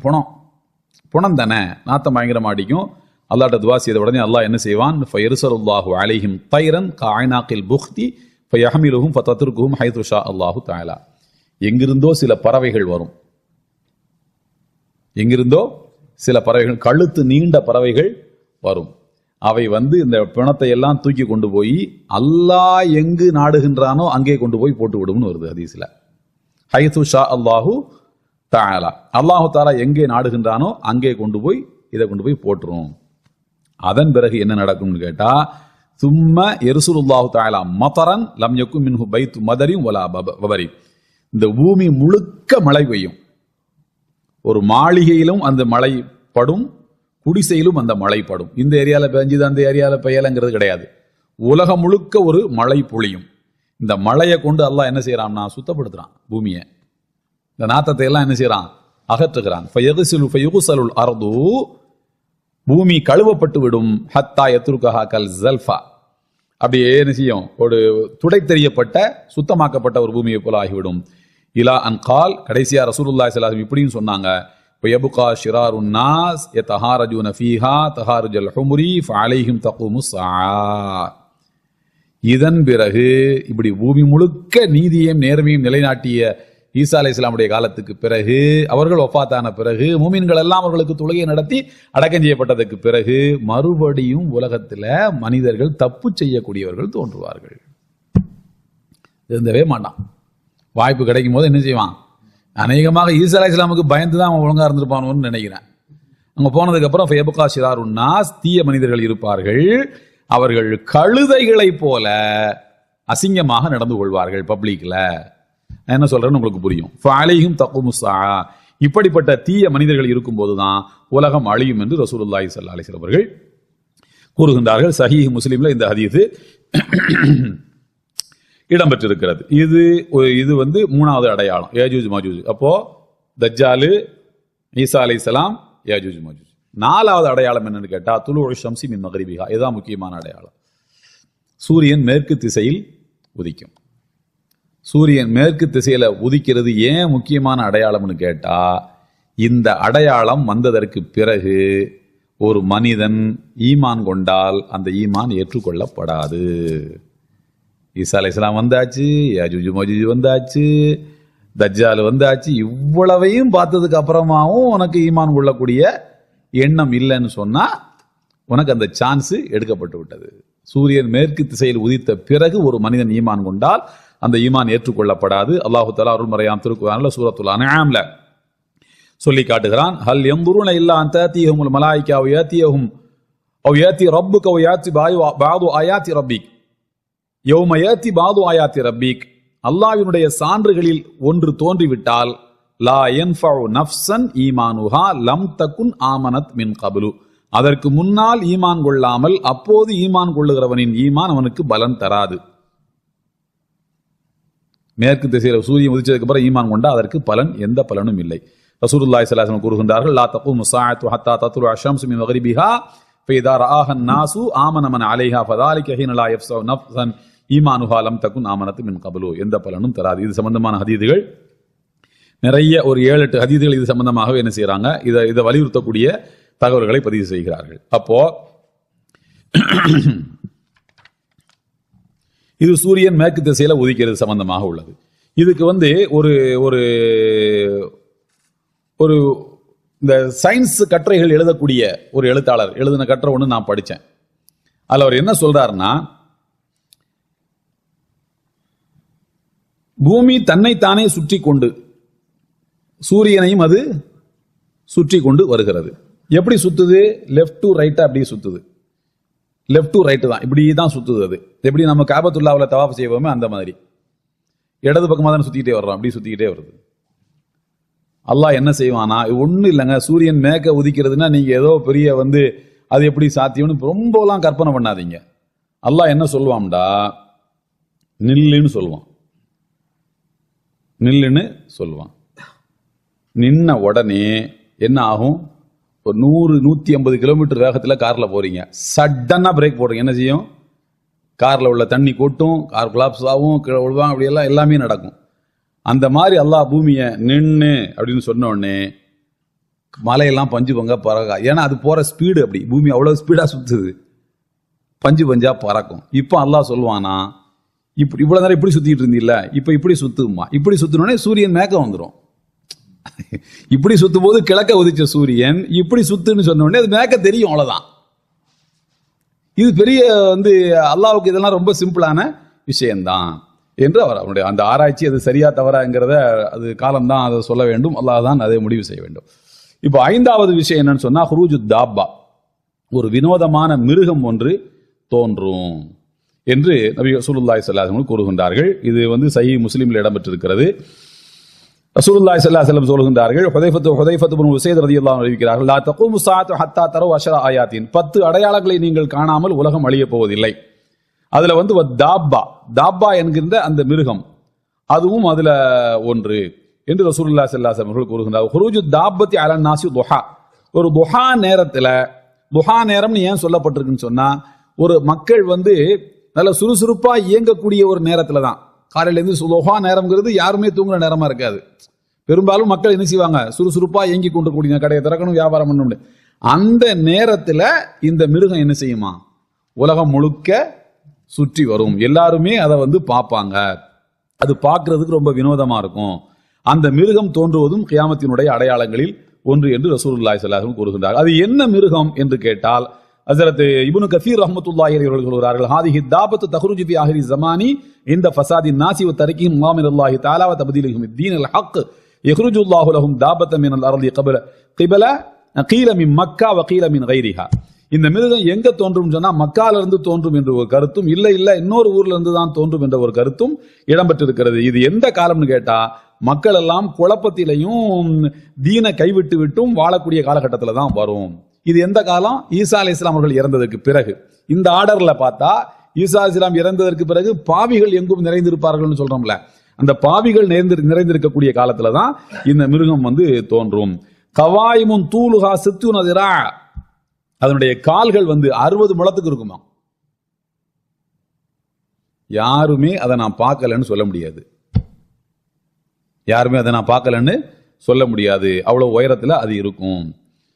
சில பேர் சொல்றாங்க இது வந்து இந்த ஜஸ்ஸாசான்னு ஒரு மிருகம், அந்த தஜ்ஜாலுக்கு முன்னாடி ஒரு ஆளு ஜஸ்ஸாசான்னு சொன்னோம் இல்லையா, அவராகத்தான் இது இருக்கும் என்று சிலர் கருதுகிறார்கள். ஹதீசுகள் அந்த வாசகம் இல்ல, இது ஹதீஸினுடைய ஆய்வாளர்கள் சொல்லக்கூடிய விளக்கம் தான்.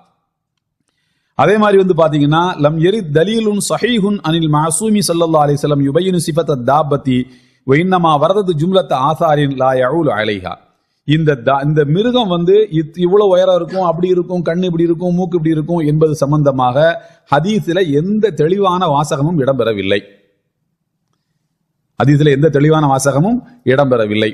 அதே மாதிரி சில அறிவிப்புகள் இருக்கின்றன, அது அப்படி இருக்கும் இப்படி இருக்கும்னு சொல்லிட்டு, ஆனால் எதுவும் நாம் அதை நம்பக்கூடிய அளவுக்கு சான்றுகள் பூர்வமான ஹதீஸாகவும் அது இல்லை. ஆகையினால மிருகம் வரும் என்று மட்டும் நாம் புரிந்து கொள்ள வேண்டும். எங்கிருந்து வரும்? மின் ஐன தஹ்ருஜு தாப்பா அப்படின்னு சொல்லி கேட்டீங்கன்னா, அதுக்கும் இதே மாதிரி தான். பல வகையான திஹாமாங்கிற ஊர்ல இருந்து வரும், மஸ்ஜிது கூஃபாங்கிற ஊர்ல இருந்து வரும், தாயிஃப்ல இருந்து வரும். அதே மாதிரி வந்து சத்தூம் அப்படின்ற அந்த லூத் நபியினுடைய கூட்டம் அழிக்கப்பட்ட ஊர்ல இருந்து வரும், மக்கால இருந்து வரும். இப்படி பலவிதமான கருத்துக்கள் இடம்பெற்றிருக்கின்றன. எல்லாமே கருத்துக்கள் தான், ஹதீஸ்ல நேரடியான வாசகங்கள் எதுவும் இல்லை. அடுத்து 6வது அடையாளம் துஹான், ஒரு பெரும் புகை, ஒரு பயங்கரமான புகை வந்து வரும். இது குர்ஆன்லயும் சொல்லப்பட்டிருக்கு, சூரத்து துஹான்ல. ஃபர்தகிப் யௌம தாத்தி ஸமாஉ பி துஹானின் முபீன். வானம் ஒரு பெரும் புகையை கொண்டு வரக்கூடிய நாளை நீங்கள் எதிர்பார்த்து காத்திருங்கள். யக்ஷன் நாச, மனிதர்கள் அனைவரையும் மூடிக்கொள்ளக்கூடிய ஒரு பெரும் புகையாக அது இருக்கும். இது வந்து குர்ஆனுடைய வசனம். சூரத்து துஹான்ல 10 முதல் 16 வரை உள்ள வசனங்கள்ல இந்த புகையை பற்றி சொல்லப்பட்டிருக்கிறது. ரசூலுல்லாஹி ஸல்லல்லாஹு அலைஹி வஸல்லம் அவர்கள் ஒரு புகை வரும் என்று மட்டும் குறிப்பிட்டிருக்கிறார்கள். அதுவும் அதே ஹதீஸ் தான். நம்ம இந்த 10 அடையாளங்களையும் ஒரே ஹதீஸ்ல சொல்லப்பட்டிருக்கா இல்லையா, சஹீஹ் முஸ்லிம்ல வரக்கூடிய அறிவிப்புல. அதுதான் அந்த ஒரு ஹதீஸ் தான் புகையை பற்றி வந்திருக்கக்கூடிய ஒரு சான்றுகள் பூர்வமான ஆதாரபூர்வமான ஒரே ஹதீஸாக இருக்கின்றது. இமாம் நவவி ரஹ்மத்துல்லாஹி அலைஹி, இமாம் குர்துபி, இமாம் இப்னு கதீர் எல்லாருமே இந்த கருத்தை தான் அவர்கள் வலியுறுத்துகின்றார்கள். அதற்கடுத்தபடியா மொத்த 10 அடையாளங்கள 7வது அடையாளம் என்னன்னு சொன்னா அர்ரிஹுல் யமானியா, ஒரு காற்று. ரசூலுல்லாஹி ஸல்லல்லாஹு அலைஹி வஸல்லம் கூறுகின்றார்கள், சஹீஹ் முஸ்லிமிலே இருக்கிறது, திருமிதி, இப்னு மாஜா ஆகிய நூல்களில் இருக்கிறது. தஜீஉ ரீஹும் பைன யதஇ ஸா.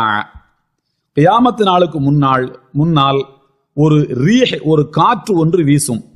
ஃபயக்பது ஃபீஹா ரூஹு குல்லி முஃமினின்.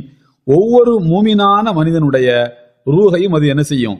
இலகுவான முறையில் அது பறிச்சிடும். நல்ல அடியார்கள் இருப்பாங்கல்ல, அல்லாஹ்வுடைய நல்லடியார்கள், இந்த பாவிகளுக்கு மத்தியில இந்த நல்லடியார்களை அந்த காற்று அவங்க மேல அப்படியே லேசா ஒரு பட்டு துணி மாதிரி படுமா.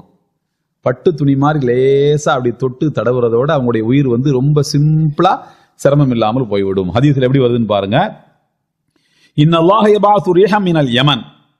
யமன் நாட்டிலே இருந்து ஒரு காற்றை அல்லாஹ் தஆலா அனுப்புவான். அல்யனு மினல் ஹரீர். அது பட்டை விடவும் மென்மையானது, பட்டு துணியை விட மென்மையானது. ஃபலா ததஉ அஹதன் ஃபீ கல்பிஹி மின் ஈமானின் இல்லா கபதத்துஹு.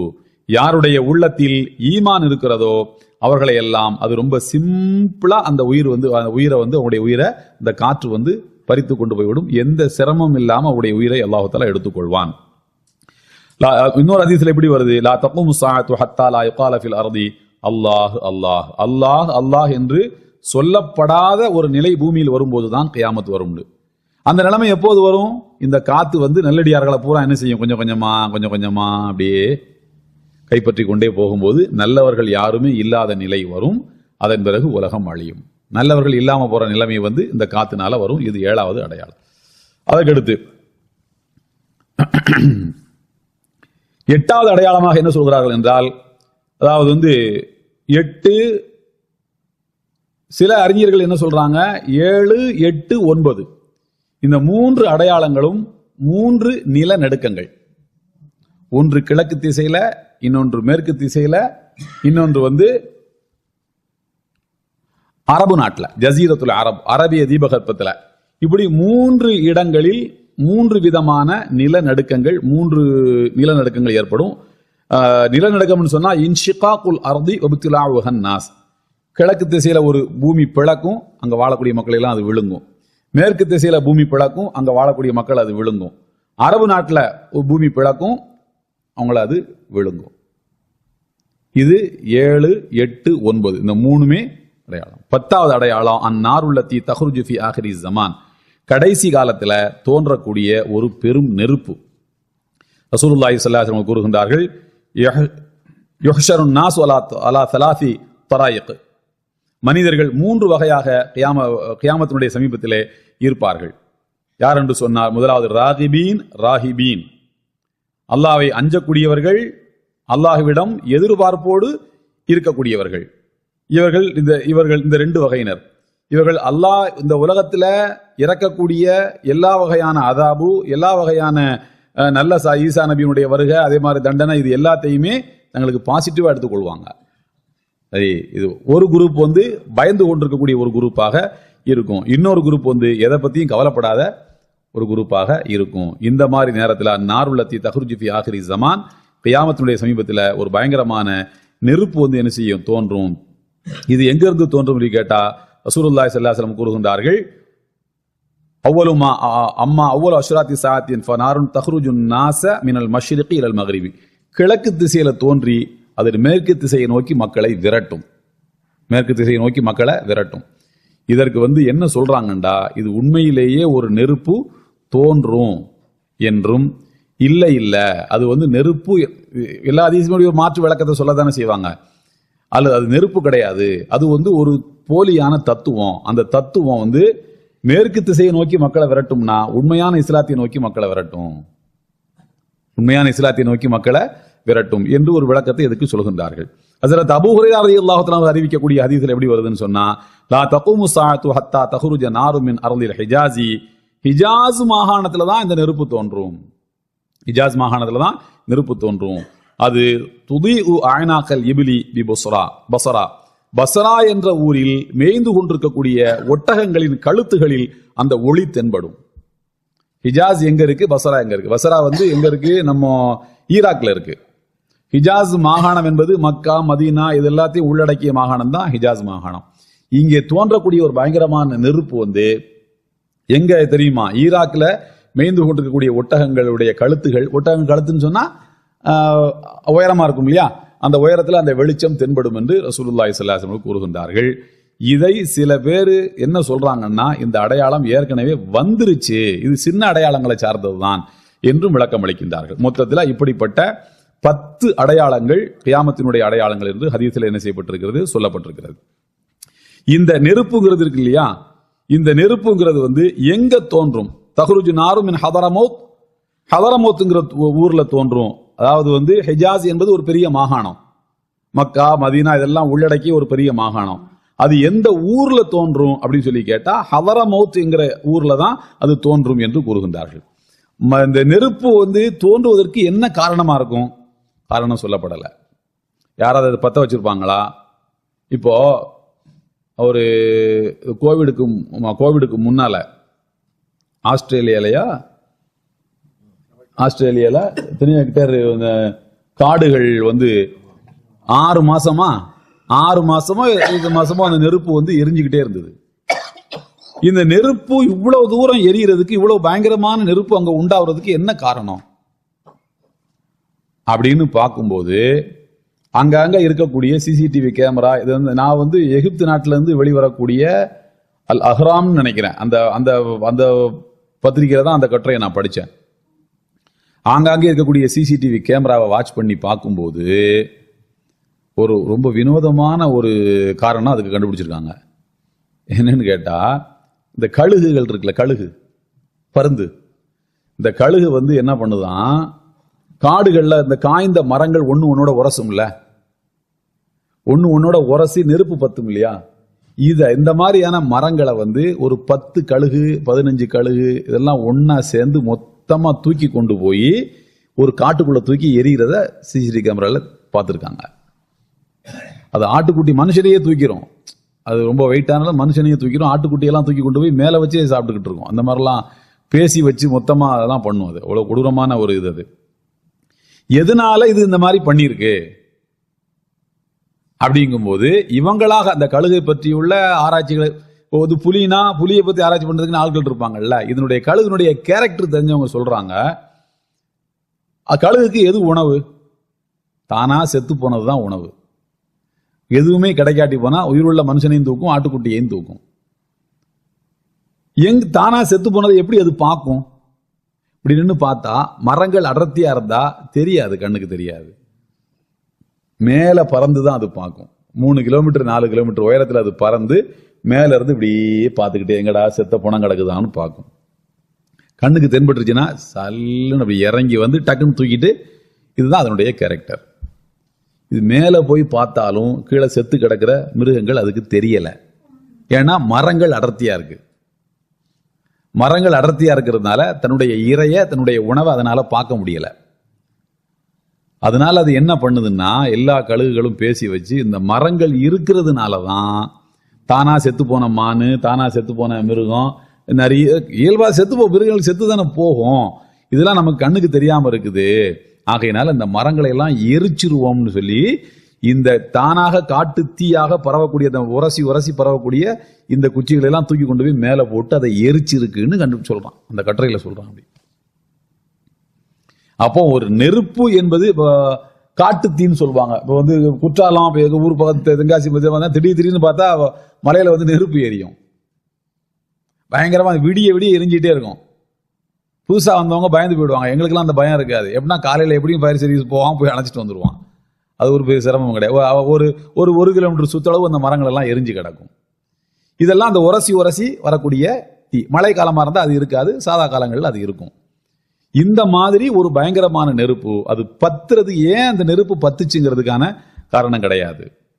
பல நெருப்புகள் இதுவரைக்கும் உலகம் பார்த்திருக்கு, பல நெருப்புகளை பார்த்திருக்கு.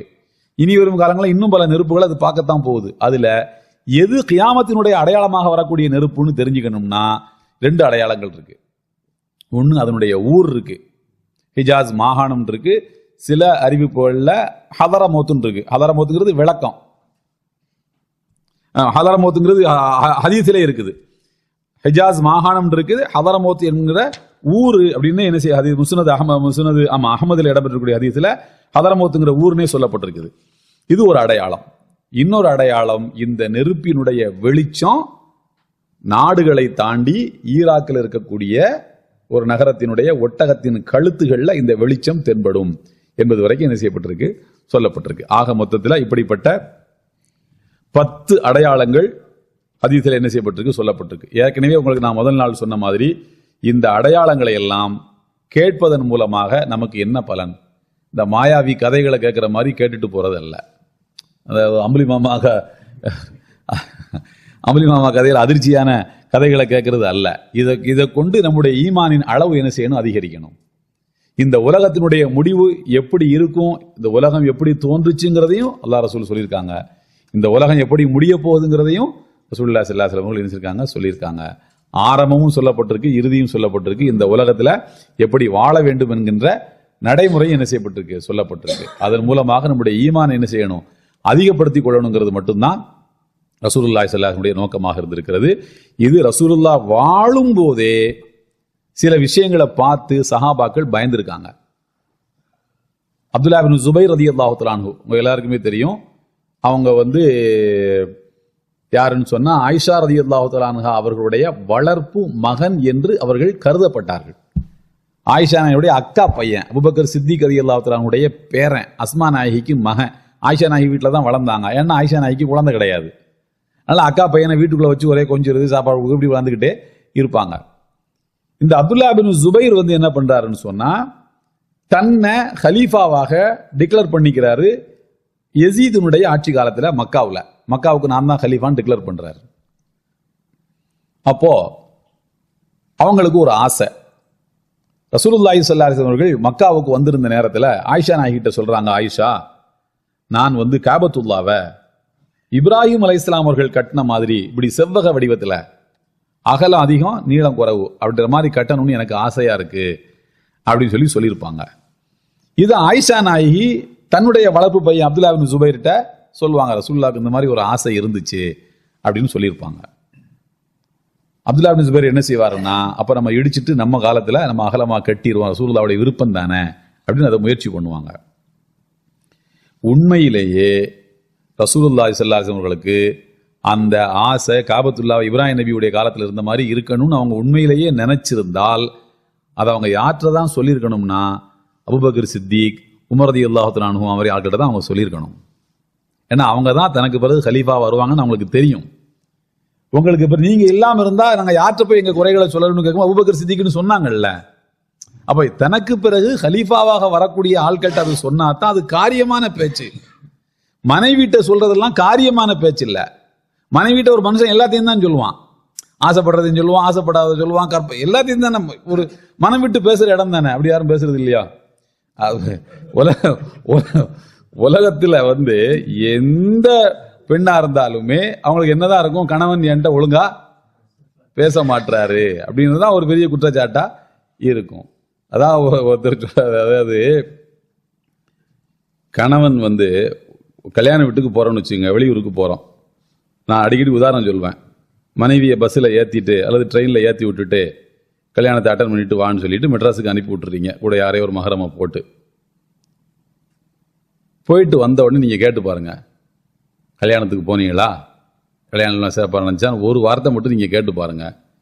நீங்கள் ஏற்றி விட்டு டாட்டா காட்டுவீங்கல்ல, அப்போ இருந்து ஆரம்பிப்பாங்க. முன்னால் பச்சை சேலை போட்டு ஒரு அம்மா இருந்தாங்கல்ல, கழுத்தில் கூட ஜிம்மிக்கு காதில் போட்டிருந்தாங்களே, அவங்களுக்கு அவங்க தேனாம்பேட்டையில் தான் அவள் பிள்ளைய கட்டி கொடுத்துருக்காங்களாம். அவள் பிள்ளைய பார்க்கத்தான் போகிறாங்களாம். அவள் பிள்ளைக்கு 3வது டெலிவரியாம். முதல் பிள்ளைக்கு என்ன பேர், 2வது பிள்ளைக்கு என்ன பேர், எல்லா டீட்டெயிலையும் அங்கேருந்து ஆரம்பித்து திரும்ப சேர்ற வரைக்கும் எல்லா விளக்கத்தையும் சொல்லுவாங்க. அந்த பொண்ணு போட்டிருந்த கம்மல், அந்த பொண்ணுக்கு பட்டு என்ன கலரில் பட்டு எடுத்திருந்தாங்க, அந்த பொண்ணு கூட பிறந்த எத்தனை பிள்ளை, எல்லா டீட்டெயிலையும் எடுத்து கொண்டு உங்கள்கிட்ட க்ளீனாக ஒப்படைப்பாங்க. உங்களை அதே மாதிரி நீங்கள் கல்யாணத்துக்கு போயிட்டு அவங்க கேட்டு பாருங்க, ஆமா கல்யாணத்துக்கு போனேன், சாப்பிட்டேன், வந்துட்டேன்னு 3 வரி தான். அவங்களால என்ன பண்ண முடியும், அவ்வளோ ஞாபகம் வச்சு 24 மணி நேரத்தில் என்ன நடந்தது எல்லாத்தையும் சொல்ல முடியும். நமக்கு அந்த கெப்பாசிட்டி கிடையாது. அப்போ என்னன்னா அவங்க அதிகமாக பேசணும்னு ஆசைப்படுறாங்க. அதனால அந்த மாதிரி என்ன செய்வாங்க, சொல்லுவாங்க.